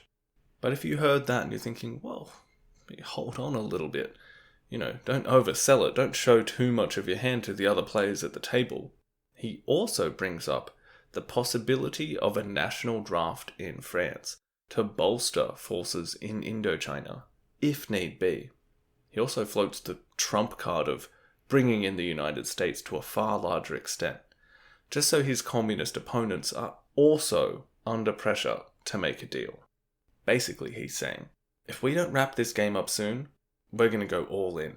And we know that most of the people at the table don't want to go all in. So let's get serious about not doing that, okay? Now, whether this was a bluff or not, it seriously alarms the Chinese, Soviets, and the Democratic Republic of Vietnam. By this point, the partition of Vietnam was now firmly on the table, as was the idea that there would be national elections, called at some point, to unify the country once again. Naturally, there's a lot of consternation about where you draw that dividing line and when you call elections. When it comes to lines, you will no doubt be familiar with this phrase, the 17th parallel. And for those of you who have forgotten their Year 8 geography class, this is referring to the 17th latitudinal line north of the equator. The Democratic Republic of Vietnam, naturally for them, they want this line to be lower, meaning the 16th or 15th parallel, meaning closer to the equator, meaning they get more territory for this northern portion of Vietnam. And this is pretty understandable as well. They've already conceded to not have the whole of Vietnam after winning such a stunning battle in the war, and now they're being forced to face the prospect of losing territories that have been firmly under their control since 1945. This becomes a sticking point, as it would, and the clock keeps on ticking. By late June, and with the prospect of an escalated, internationalized war quickly approaching on the horizon, Zhou Enlai, the mover and shaker of the conference, gets on a plane to get this deal over the line. This is like the transfer deadline day levels of negotiations. He flies back to China first to consult with his own government. Then, importantly, he travels to some regional powers in South and Southeast Asia to speak with leaders, confirming some details, and moving things into place that will allow him to get this whole Indochina-Geneva thing over the line. On the 29th of June, he reassures these regional governments about the prospect of increased spread of communist power across the mainland. In particular, by signing the 5 Principles of Peaceful Coexistence with Indian Prime Minister Nehru in New Delhi. This was a way of signalling to the rest of Asia the prospect of a new kind of post-colonial state, a neutral state, non-communist, but non-aligned to the United States. The 5 principles, as stated in the Sino-Indian Agreement of 1954, are as follows. Mutual respect for each other's territorial integrity and sovereignty. Mutual non-aggression. Mutual non-interference in each other's affairs. Equality and mutual benefit. And peaceful coexisting. Basically, a lot of countries in the region were moving into this post-colonial phase, and were not overly keen on the prospect of another Western power simply stepping into the shoes of their previous colonial overlords. That being said, they weren't too happy to see their new independent states simply fall into the sphere of communism either. And this way, they could try and find this middle path, which suits the Chinese now as well, like I said earlier. better to have a few neutral powers surrounding you than a bunch of US military bases. So, having taken some impetus away from the potential need for some of these countries to flock to the side of the United States for fear of the red tide flowing through China into Vietnam and the rest of Indochina and beyond, Zhou then goes to meet with Ho Chi Minh and Vo Nguyen Giap to organize the next step in his plan. Between the 3rd and 5th of July, Zhou Enlai is able to convince the Vietnamese leader and his general on what the final negotiating strategy at Geneva should be. Now, the big factor here that Zhou Enlai is able to use to convince them that accepting the 17th parallel will be okay, accepting the division of Vietnam, accepting the need for a non-communist political solution in Cambodia, and a simple zone of regroupment in Laos for the communist forces there, is this looming potential for US intervention. He is able to argue that this is not just possible, but likely, in the event that the Geneva Conference failed. Essentially, Zhou Enlai presents his Vietnamese comrades with a fait accompli, a done deal. This is how it's going to be, if you could just sign on the dotted line for me, please. While it is true that this pressure from the Chinese certainly had its place in forcing the North Vietnamese to the table in this manner, it was also true that they were just equally pressured by the prospect of the US continuing a war which they themselves were not in a position to keep fighting. They didn't need that much convincing of that. The Geneva Conference reconvened on the 10th of July, 5 days after this meeting between the Chinese delegate and his Vietnamese comrades. And with 10 days left before the Mendes government deadline, the final accords were about to be reached. Basically, in the words of the agreement set out on the 21st of July 1954, the Geneva Accords in relation to Vietnam provided for a provisional military demarcation line running approximately along the 17th parallel and a 3-mile demilitarized zone extending on each side of that demarcation line. French Union forces were to regroup to the south of the line and the Viet Minh to the north.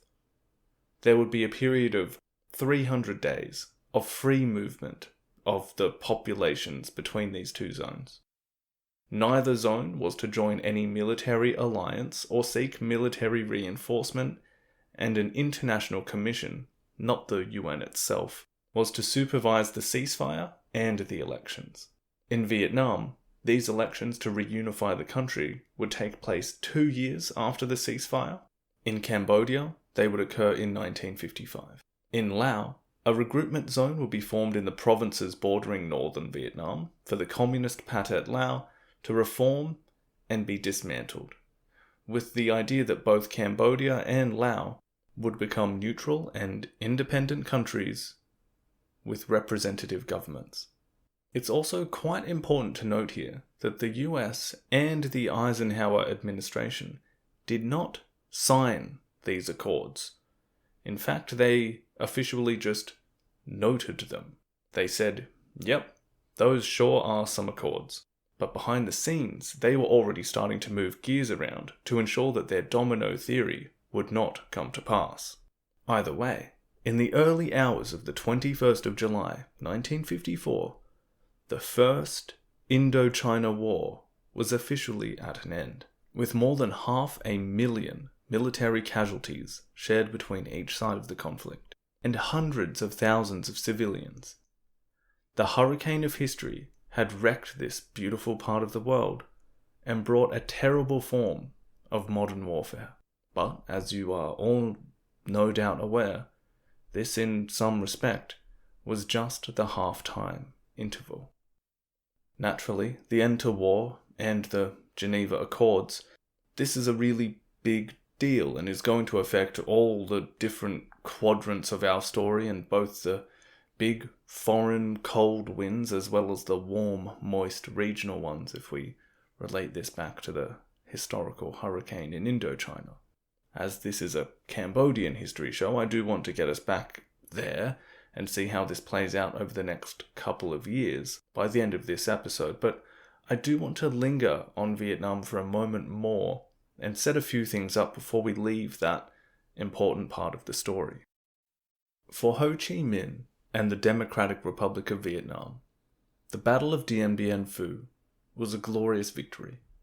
But the war, especially the shift to conventional warfare and simultaneous social revolution, this had exhausted the people and the army, and to paraphrase the words of Christopher Goscha in his History of Vietnam, the Geneva Accords had provided for this temporary reprieve. But it's important to realize that it was specifically not supposed to result in two separate new nation-states. It wasn't a document that said, okay, good fight guys, now there's a North Vietnam and a South Vietnam, we'll see you again soon. But very quickly, the 17th parallel and the DMZ, demilitarized zone on either side, were marked with checkpoints and each side waving its national flag. Very quickly, it became a de facto border between the two areas, and they would begin organizing into separate nation-states.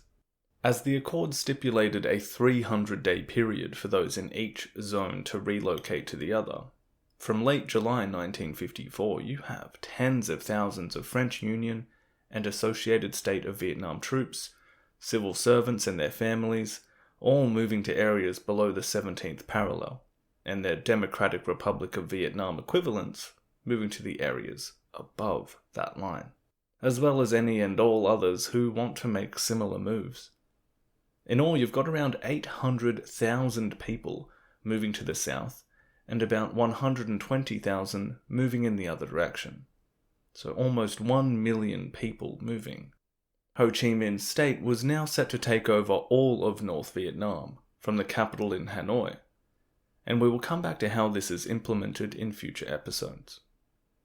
Meanwhile, according to Goscha, in the south, the US was now focused on turning this area into a well-armed, anti-communist, economically vibrant, and fully decolonized nation, capable of holding the line in the struggle to contain communism. Instead of joining in the First Indochina War and escalating that war effort then and there, the Geneva Conference had allowed the US an opportunity to regroup, to prop up what the French had been unable to. The man that they would entrust to lead this new country, Ngo Dinh Diem, and his family, was also fully convinced that they alone would be able to accomplish this. We will be keeping tabs on this family in their attempts over the next few episodes as well. And if you would like to listen to an in-depth podcast series that covers this topic itself, you could listen to Inward Empire, an excellent series on the South Vietnamese leader and his family. I just want to spend a few moments wrapping up the Vietnamese side of the equation, because naturally it is going to play a huge role in the conditions that will see the Khmer Rouge come to power in a little over 20 years' time at this point in the story. And I'll quote Christopher Goscha's work again as he describes the aftermath of the First Indochina War. Quote, "The Geneva Conference of 1954 may have marked the end of French fighting, but it was potentially only a pause in two separate, though interconnected wars, a Vietnamese one and an American one. As long as both Vietnams were content to focus on consolidating their states, one in the north, the other now rebuilding in the south, then the ceasefire of 1954 could have held, and could have easily produced two separate Vietnamese nation-states today, as in the case of the two Koreas and Chinas. However, if one of the two Vietnams decided that it would renew its claim to sovereignty over or within the other's zone, then the Vietnamese Civil War would resume as one continuous conflict. The French War might have ended in July 1954, but that did not mean that the one among Vietnamese had." End quote.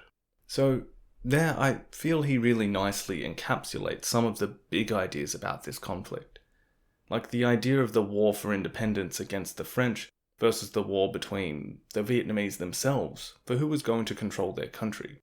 which, is slightly separate from that Anglo-Eurocentric idea we often superimpose on quote-unquote Vietnam as this place that simply exists in a perpetual war against imperialism.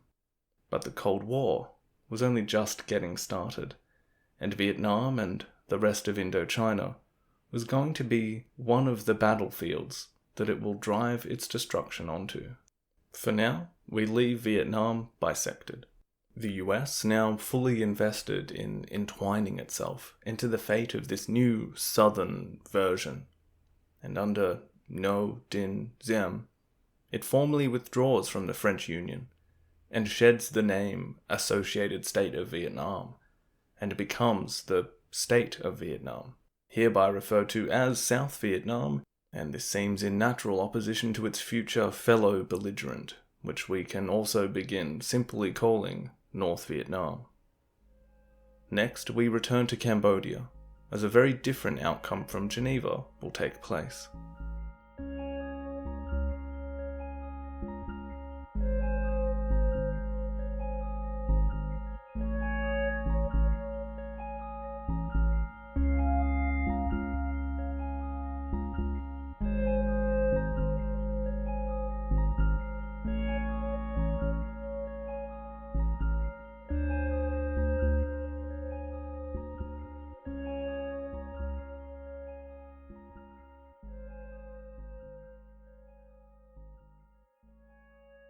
In those first couple of years, right after Cambodia first won its independence in late 1953, and then about half a year later its military autonomy after the ceasefire and Geneva Accords in the middle of 1954, this period becomes fundamental in determining the future shape of Cambodia's history, perhaps up until the coup that will oust Sihanouk in 1970.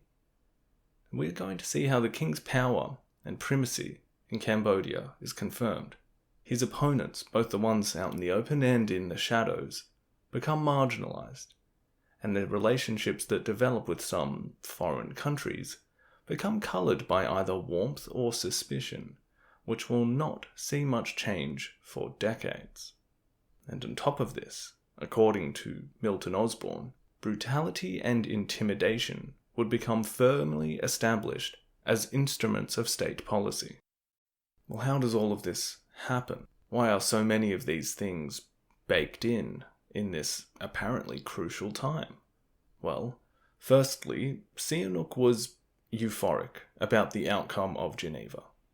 The Accords specifically for Cambodia are basically all to do with removing foreign military forces, including French and Vietnamese, and those associated with the Vietnamese, from the country, or just demobilizing them, meaning, the show is over. Pack it up, everyone. War's done.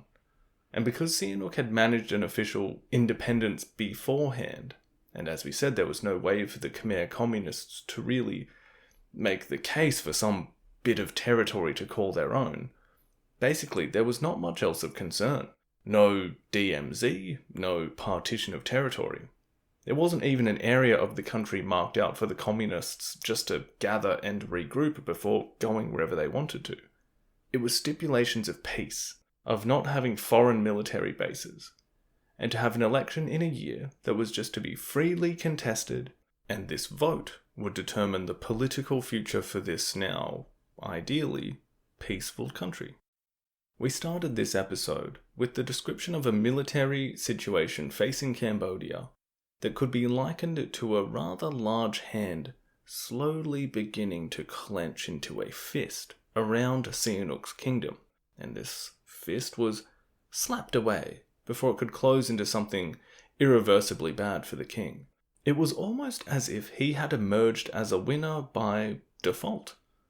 His kingdom had been left relatively less war-ravaged than the neighbouring parts of Indochina, and the Viet Minh had been forced to freeze out their Cambodian comrades in order to gain more concessions for themselves. As 1954 drew to a close, Philip Short writes that Sihanouk found himself confronted with the perils of his own success. The Viet Minh had gone. The French protectorate was finished. Now that he had the plenitude of power, there were no excuses left. End quote.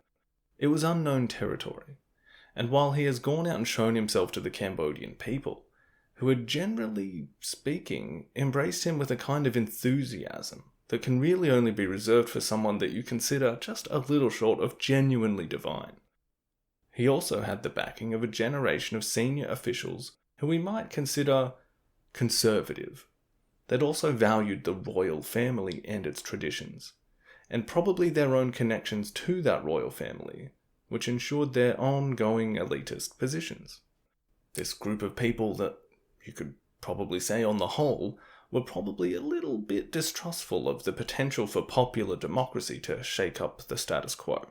For Sihanouk, this was both exhilarating and a little daunting. He had once told a French official that getting independence all at once makes it so indigestible I may choke. It was never my intention to go this fast. While it was great to be independent, it also meant that the French army was no longer there to prop up the royal palace. Sihanouk might be really happy with the results of Geneva, but it was by no means set in stone that his primacy was inevitable, considering this looming election that was mandated by those same accords which had afforded his country's independent territory and status. How would a monarch, who outwardly praises and cherishes his country and his people, but also kind of assumes a level of childlike ignorance of politics that most of them would possess, how would someone like that approach the Western liberal democratic notion of a free election? Well, as we said, Sihanouk's attitude to this will play a fairly significant role in Cambodia's future. But before we get to that, we're going to just check in with the efforts of the Khmer communists, who were far less appreciative of the accords decided upon without their input in Geneva. If Sihanouk was really happy with how Geneva had worked out for Cambodia, well, the communists in his country were not. In the words of David Chandler in Tragedy of Cambodian History, he says that, quote, they faced the alternatives of going underground, participating in confrontational politics, expatriating themselves to Vietnam, or allying themselves with Sihanouk's feudal style of rule. Any of these moves were a betrayal of the goals they had been struggling for and postponed the real liberation of their country. End quote. As Geneva had come to a close, communist resistance fighters were left in this kind of awkward position. One of them recalled that, we had liberated 3 provinces. Why weren't we allowed to attend the conference? There was trouble among the Israqs after that. The debates lasted 7 days and 7 nights. We finally decided to destroy all our weapons so that our troops would not be able to use them to loot the goods of the people. End quote. Some of these Israq groups spent days spreading beef fat over their rifles and burying them in ways that would allow them to be dug up when needed.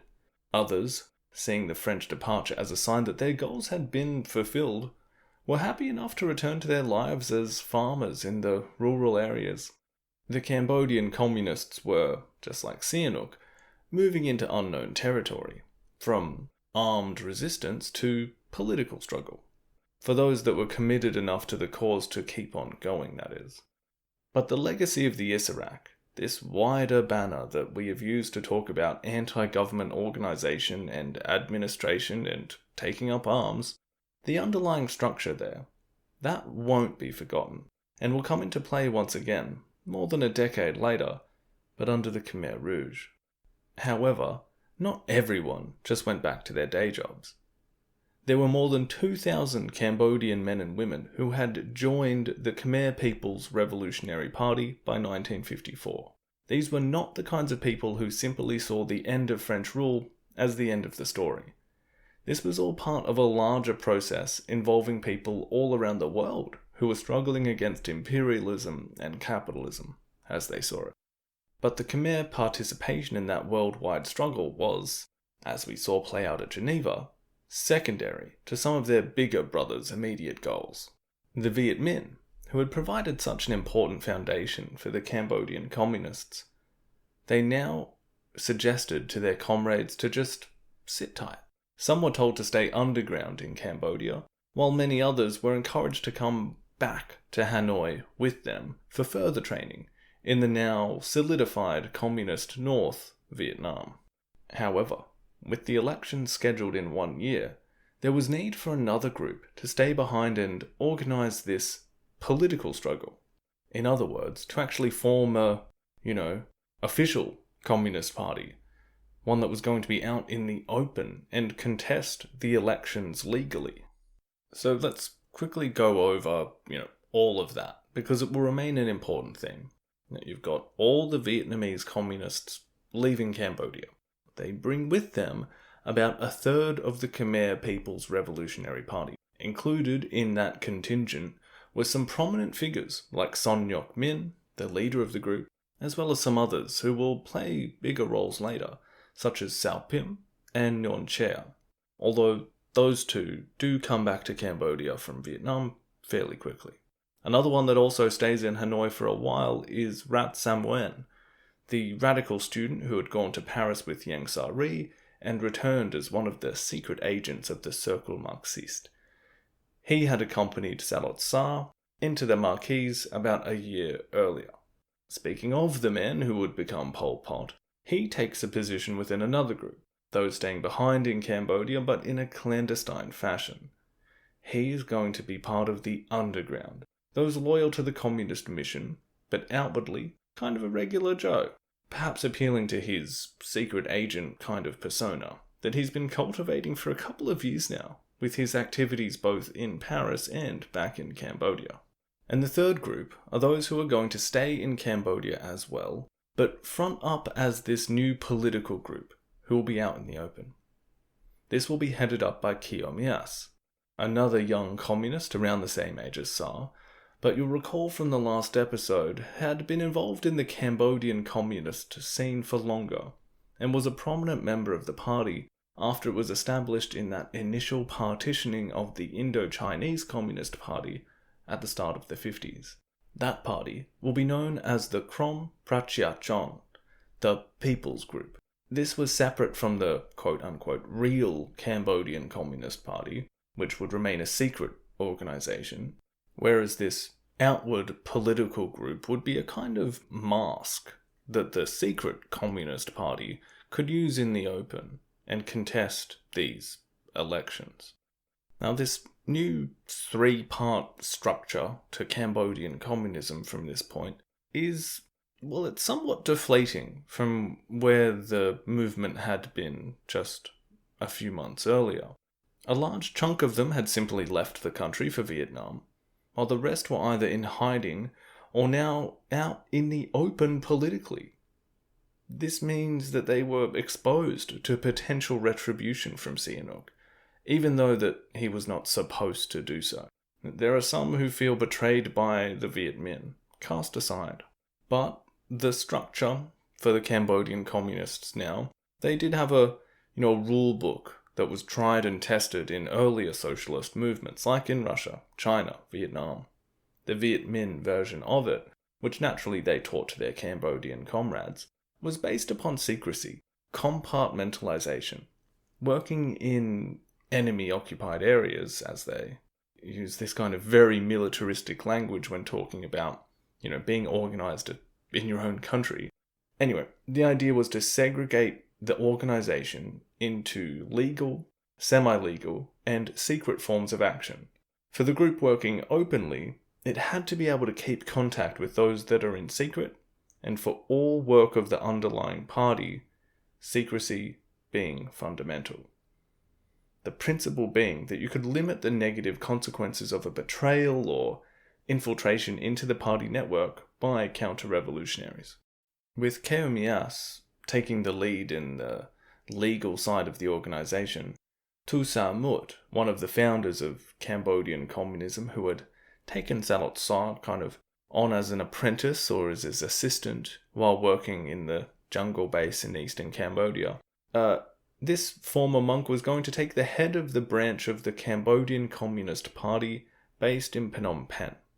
And that's going to be important as that party branch will end up being kind of the de facto leadership in the years to come, especially because the current leader, Sihanouk Min, is going to be staying in Vietnam for the next couple of decades.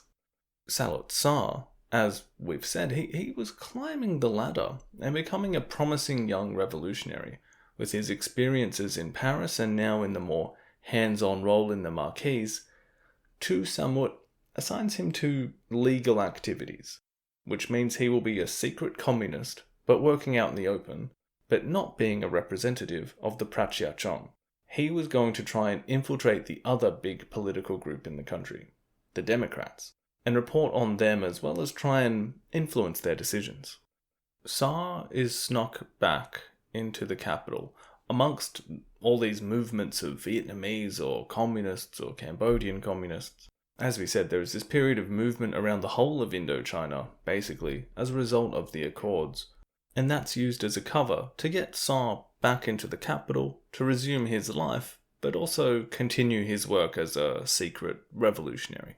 And Philip Short has a brilliant example of how Sa was going to act within this new role when he goes to visit Keng Van Sa, the remarkable Cambodian student who had been a bit more established in Paris prior to Sa's own arrival. Van Sa had got Sa his apartment in Paris and had taken him under his wing to an extent, as well as been part of the Cercle Marxiste and those student study sessions.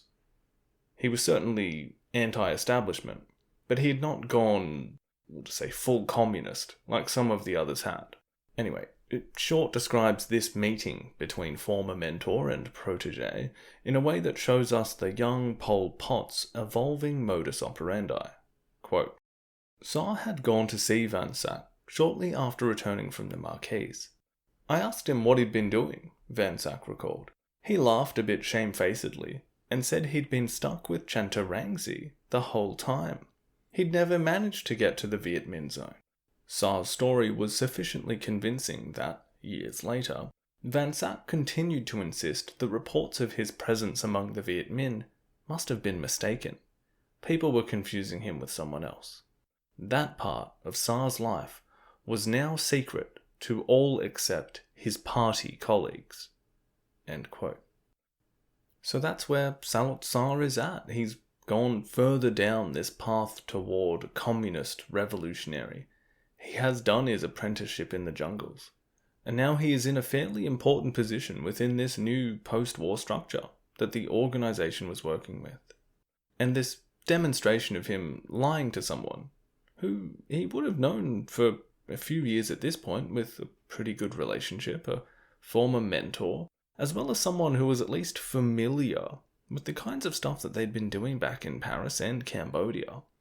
The fact that Saloth Sa is freezing out Van Sa is a testament to how far he has come. You can imagine someone less committed or perhaps less emotionally intelligent or aware letting slip a few details, which might have been something that they were secretly quite proud of. You know, maybe someone that was eager to impress someone, that had been a bit older than them, a bit more mature in Paris. You might have been eager to say, hey, just on the down low, I'm actually connecting with some pretty important people. I'm kind of a secret communist. And to me, this is a demonstration of a facet of Pol Pot that I think sometimes gets swept under the rug. I'll often see these takes on him as if he was a completely stupid, inept person. But I don't really think that's the case. Was he an accomplished scholar of Marxist theory? No, few are. But he definitely seems to be, I guess what you would call a people person, able to fit into all kinds of social situations with ease. Which, coupled with that famous smile that you can see in many photos of him, I think it paints this rather disconcerting picture considering the nightmare that he and his comrades will bring to Cambodia. But there is another reason why Van Sa in particular would be someone that Sa would not be exactly open with. Sa did have an ulterior motive, and that has to do with what I guess we could call this third side of Cambodian politics. We've talked about Sihanouk, the communists, but there's still the Democrats. We haven't spoken about them in a while. The old party that has demonstrated it was the most capable in the short experiment with political pluralism that the country had gone through over the last decade or so. And it was going to be going through a little bit of a renovation and reinvigoration with the prospect of these internationally mandated elections now on the horizon. King Van Sak, the smart, anti-royalist, combative young man, was going to team up with the other elder brother of the Cambodian students back in Paris, the rich and well-connected left-wing intellectual Dien Bien had also returned from France, and together they were going to bring their own energy and dynamism to the Democrats and set about gaining its leadership and setting its agenda. So it's not going to be a huge surprise that both of these political parties, the Communists and the Democrats, are going to have a fairly similar political agenda. I mean, the new leaders of the Democrats, well, they were radical students in Paris. One of them was a member of the French Communist Party, and the other one had stopped just short of doing so. So their goals are going to overlap in fairly significant ways. And what are those? Well, basically, they contend that the Geneva Accords were the most important factor in Cambodia's newfound independence, not King Sihanouk's crusade which preceded it. They also don't want anything to do with what they perceive to be the dangers of accepting US economic or military aid, seeing the development of South Vietnam in this manner as imperialism, and naturally they are also very keen on having freely contested and impartial elections, as was supposed to be guaranteed by the Geneva Accords. And there is one more person here that needs to be mentioned when we are looking at the Cambodian political scene after Geneva. That is, of course, Son Ngoc Tan, and his Free Khmer movement that he had also taken to the jungles near Thailand, but never fully committed to the communist side of the Isarek equation. He was more hopeful about the prospect of the United States as a potential benefactor, which often proved to be incompatible with those on the left. Son Ngoc Tan tried to rally to the government in the aftermath of Geneva, an attempt which was rebuffed by the king, who by this point really hates him and still saw him as a potential threat to his power. Sihanouk refuses to even see him. Tan returns to the Thai border and becomes a kind of, I'm not sure what you'd think of it nowadays, almost like a dissident. He's given protection by the US and the Thai because of his potential use and political weight, almost like an exiled politician kind of character, with a group of loyal followers that still go under the banner of the Khmer Sarai. Tan himself will find that his own political career and potential will not produce much more, but one of his legacies will be within just Sihanouk's eyes, this politician who would undermine the authority of the monarchy and become this super popular mortal? All this praise and adoration for someone other than the true and deserving king. I think the way that he will influence the king will still remain, even if his actual actions will be less relevant from this point in the story. But even this last one, this failure to appease the king and instead becoming a kind of tool for the United States, this is going to have a big consequence in the short term, as it will drive Sihanouk, who was already fairly unimpressed by the US and their failure to accommodate his wishes for independence the year before.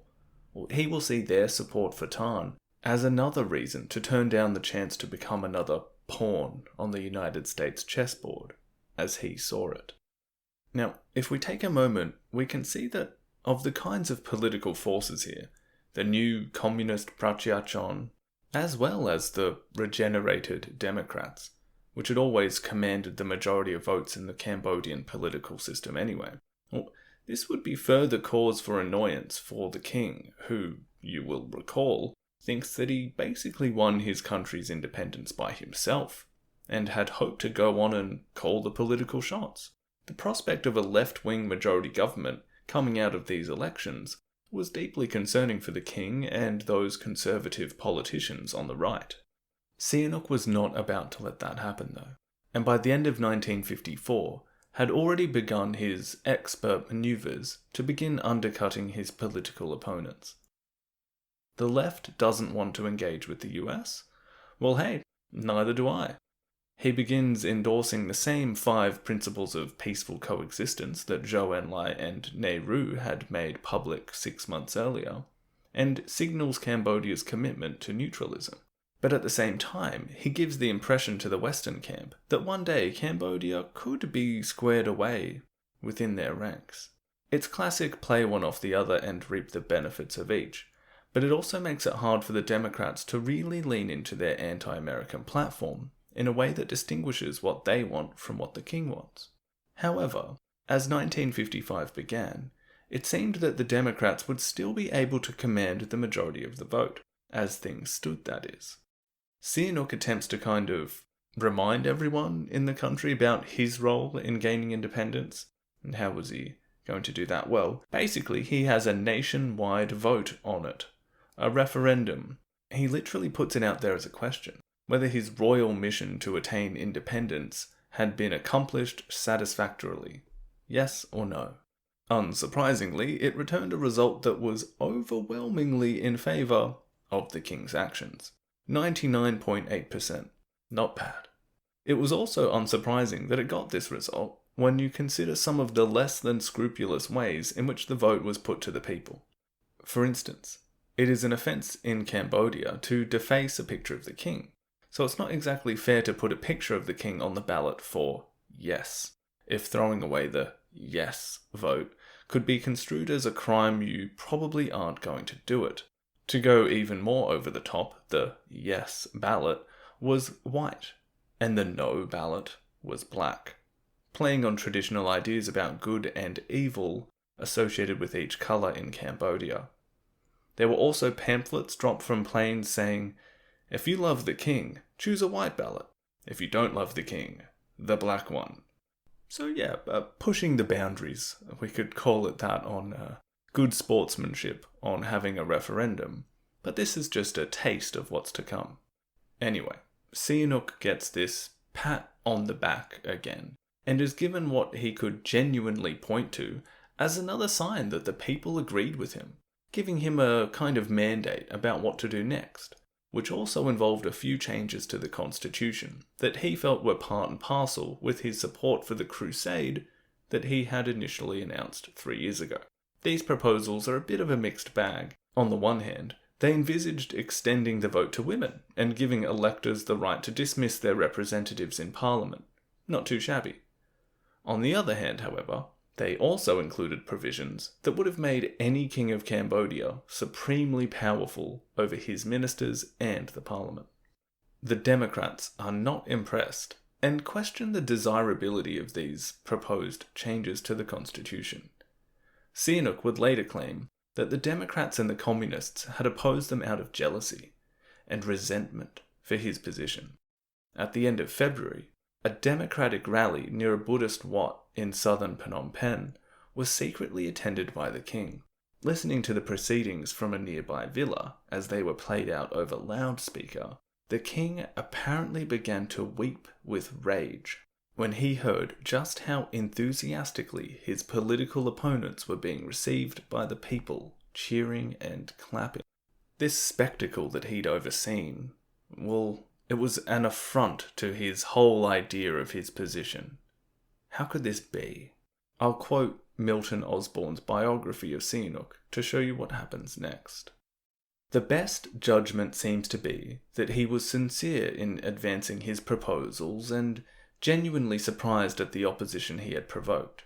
To that surprise was joined anger, when he realized how much of the adulation he was receiving from delegations praising the referendum result had not been genuine outpouring of popular feeling, but the carefully arranged state management of his supporters.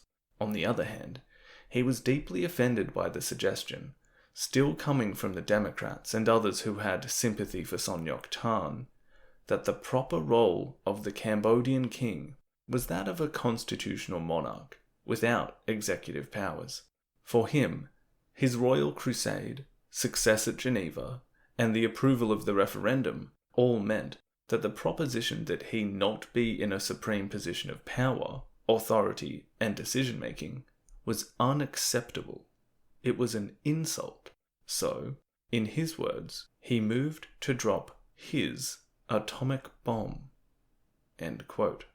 3 days after the terrible experience of listening to the public applaud his political opponents, on the 2nd of March 1955, Sihanouk had a sealed envelope delivered to Phnom Penh Radio.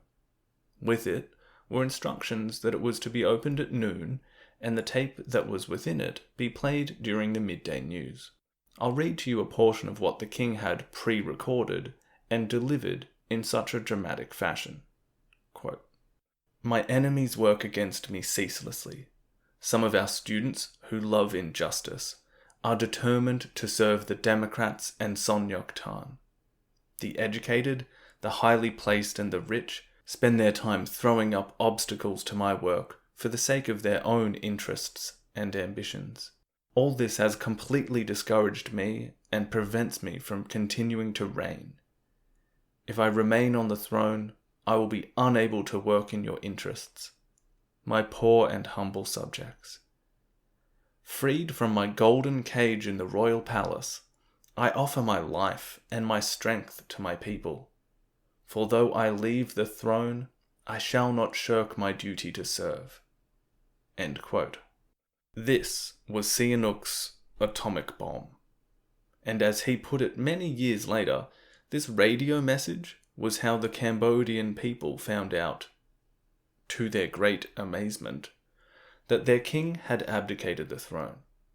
This was a stroke of political genius. He was going to become Citizen Sihanouk, and he was going into politics.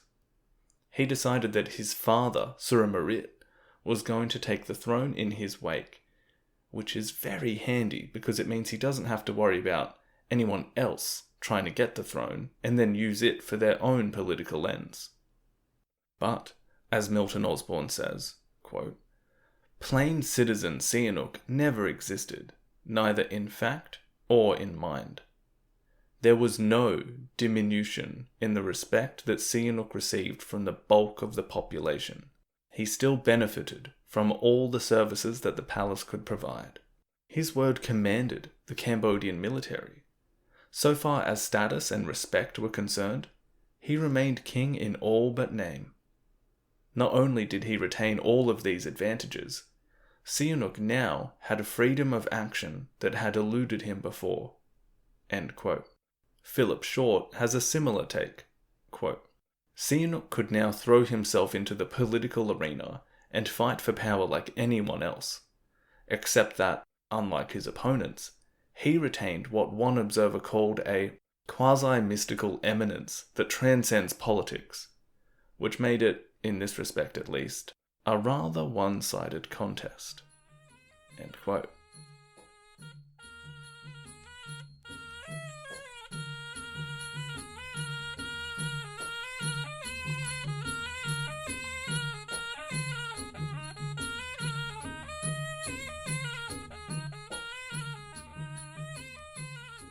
Sihanouk doesn't muck around too much when it comes to entering the political scene in this new citizen outfit. 1 month after abdication, he announced the formation of the Sangkum Riastra Nium, or Sangkum for short, which means the People's Community. The name is another example of his moves to undercut his political rivals in the Communists and the Democrats, as it's kind of a homonym going on in Khmer and implies some socialist ideas. But attempts to move in on his opponent's racket didn't stop with just the name. It was described as more of a political movement than a traditional party, and it actually required any of its members to renounce their involvement with any other political party. So he was actually able to go out and poach the best politicians from other parties, force them to renounce their membership of it, and join in with the Sangkum. Most of its core from the outset were the old kind of conservative rightist elements that we've seen at a few points in the series so far, notably Lon Nol and Dap Chuan, and its aims were to, quote, "attain the aspirations of the little people, the real people, of the Kingdom of Cambodia, which we love. Our community fights against injustice, corruption, exactions, oppressions, and treason committed against our people and our country. End quote. Pretty vague there. Philip Short calls it a dog's breakfast of a political party, and that apart from loyalty to Sihanouk, it didn't really have any other clear policies. But remember, this is genius of a madman stuff. There were practical benefits of submerging party differences into a mass national political movement.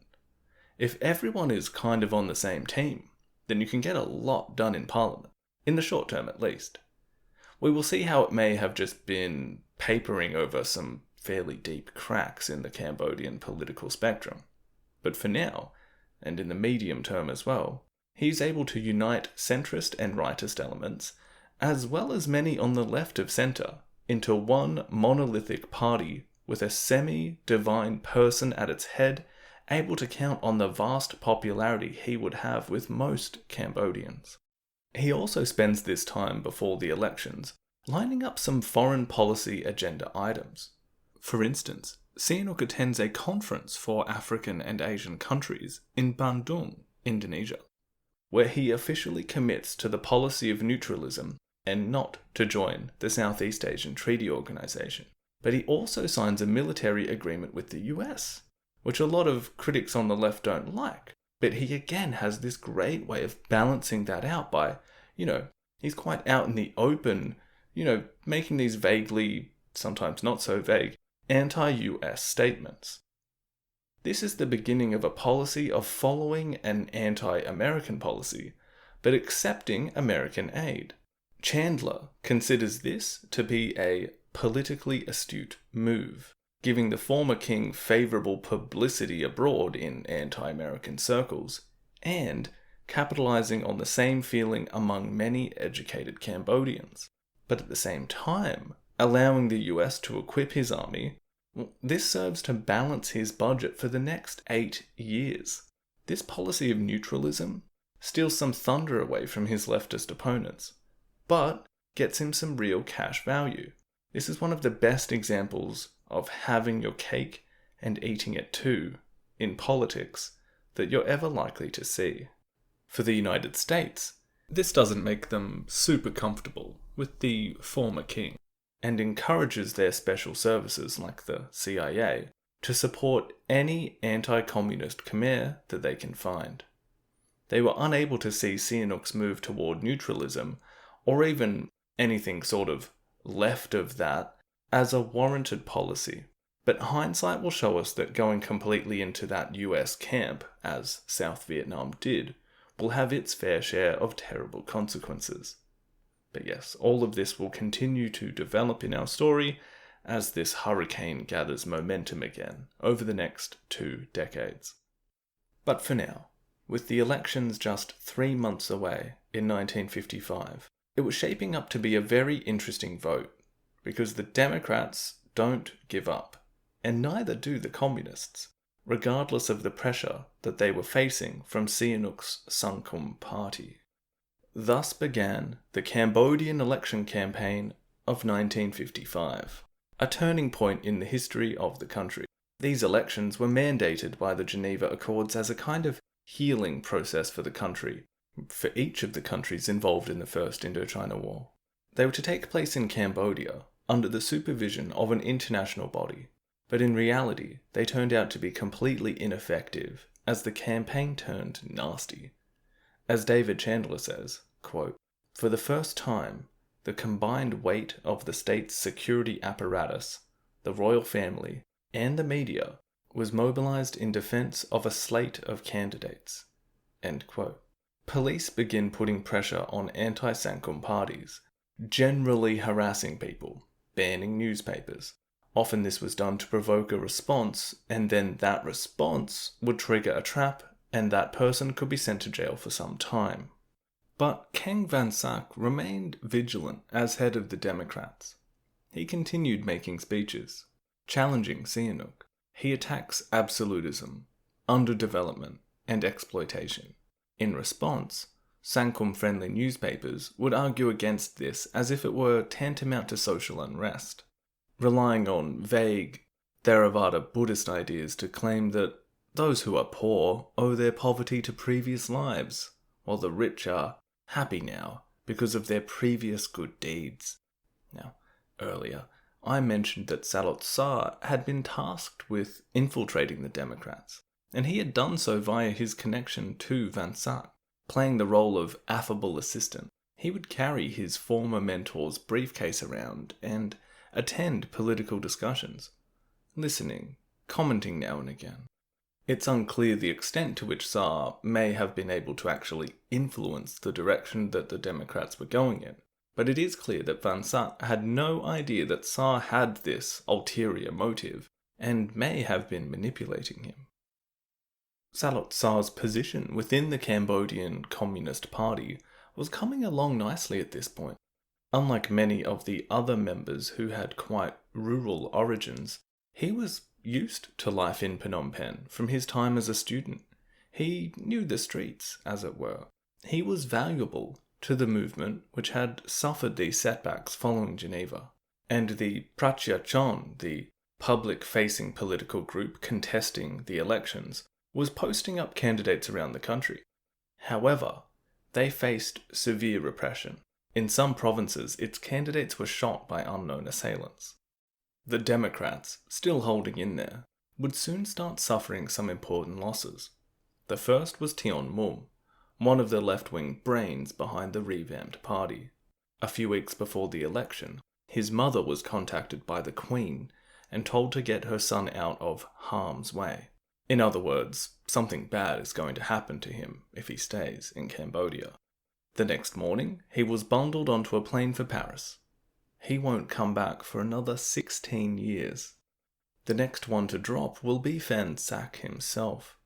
Just 3 days before the election, at a Democrat rally, a car and a bunch of Sankum supporters drive in amongst the crowd. A scuffle breaks out, and someone is shot, dead. Van Sac is blamed by the assailant as the person who hired him to kill a right-wing opponent. Van Sac is sent to jail. Later, in court, the person who made that claim retracts it. However, Van Sac remains behind bars for another 2 months without being charged.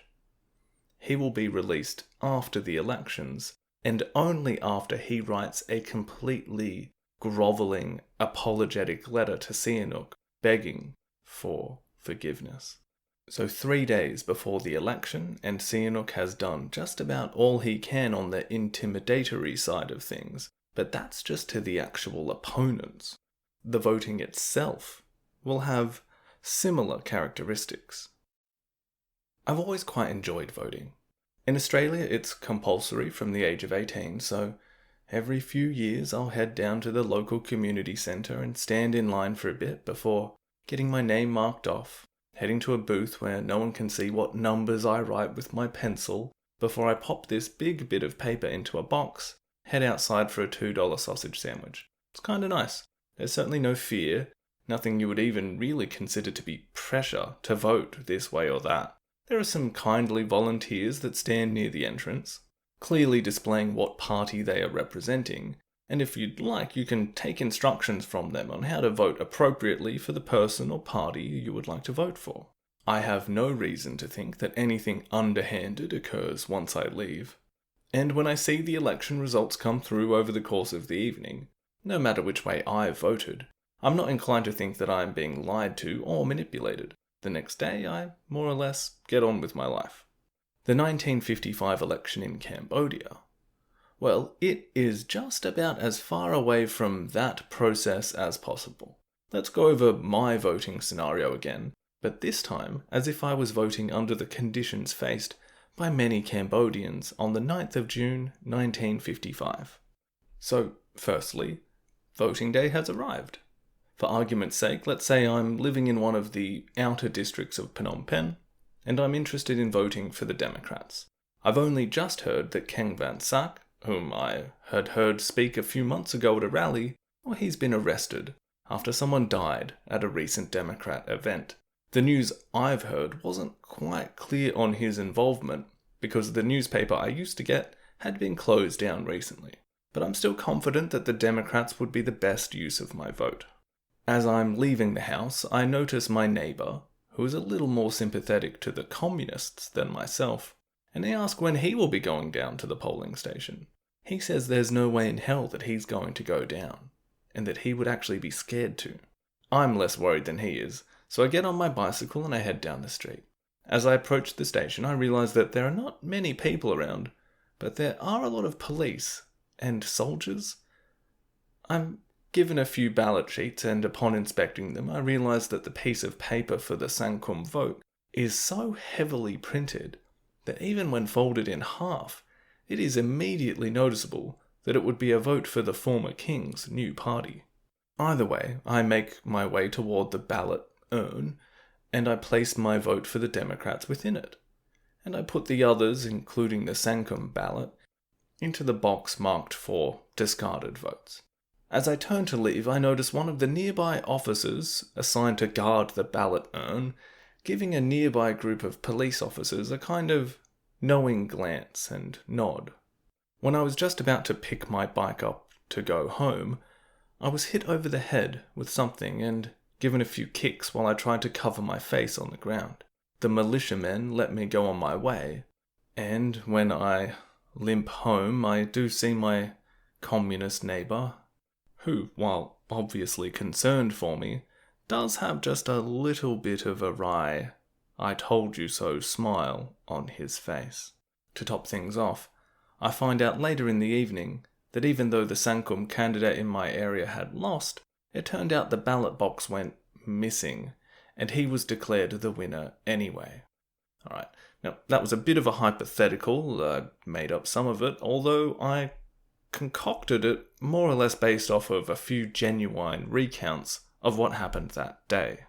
When the results of the voting were announced, the outcome was never in doubt. In 2004, in an article for the Phnom Penh Post, Sihanouk himself recounts what happened that day. Quote, "The elections, supervised by the International Commission and held in accordance with the 1954 Geneva Agreements, resulted in the Sankum winning all 91 seats. I had never expected a victory of such embarrassing magnitude. The Sankum received 83% of the vote, the Democrats 13%, and the Pratyachon only 3%. End quote. This meant that not one Democrat or Communist candidate had been elected. The parliament would be entirely composed of Sankum Party members. Now, that kind of outcome, the Sankum winning a majority, was probably going to happen anyway. I mean, they had the king on their side. Citizen Sihanouk on their side. So even without the widespread corruption, violence, and electoral fraud, Sihanouk had this huge amount of supporters across the country that were basically going to vote for him anyway. But to ensure the kind of complete dominance that occurred, Sihanouk had taken measures toward that end. After all, he had appointed Diamond Needle Chuan as taking charge of security for the elections, and you kind of know what you're going to get from a guy with that name. Sihanouk would have been aware of the violence, sanctioned it even, and Chandler thinks that he would have done so partially out of this sense that he just couldn't conceive that his opponents were anything other than foolish at best, or more likely, motivated by an evil intent toward him personally at worst. If it were the latter, then they had forfeited their right to freedom, and potentially to their life. While it's impossible to know how the vote would have turned out if it had been freely conducted and counted, Sihanouk did let slip a couple of years later something that gives us a bit of an indication into what actually happened. I'll quote Philip Short's version of this. Quote, "In an incautious moment 2 years later, Sihanouk acknowledged that in fact 36 electoral districts had voted red or pink, Communist or Democrat, even though none were officially admitted to have done so. In a fair fight, the two left-wing parties might have gained enough seats to form a government, or at least the Sankum would have had some parliamentary opposition. Instead, Cambodia became, in every material respect, a single-party state, led by a narcissistic, whimsical, charming, and utterly ruthless autocrat who was beholden to no one but himself." End quote. David Chandler, in The Tragedy of Cambodian History, has a similar take on these events. I'll quote him. A new kind of democracy had replaced the parliamentary variety that had been in place for 9 years but had not flourished.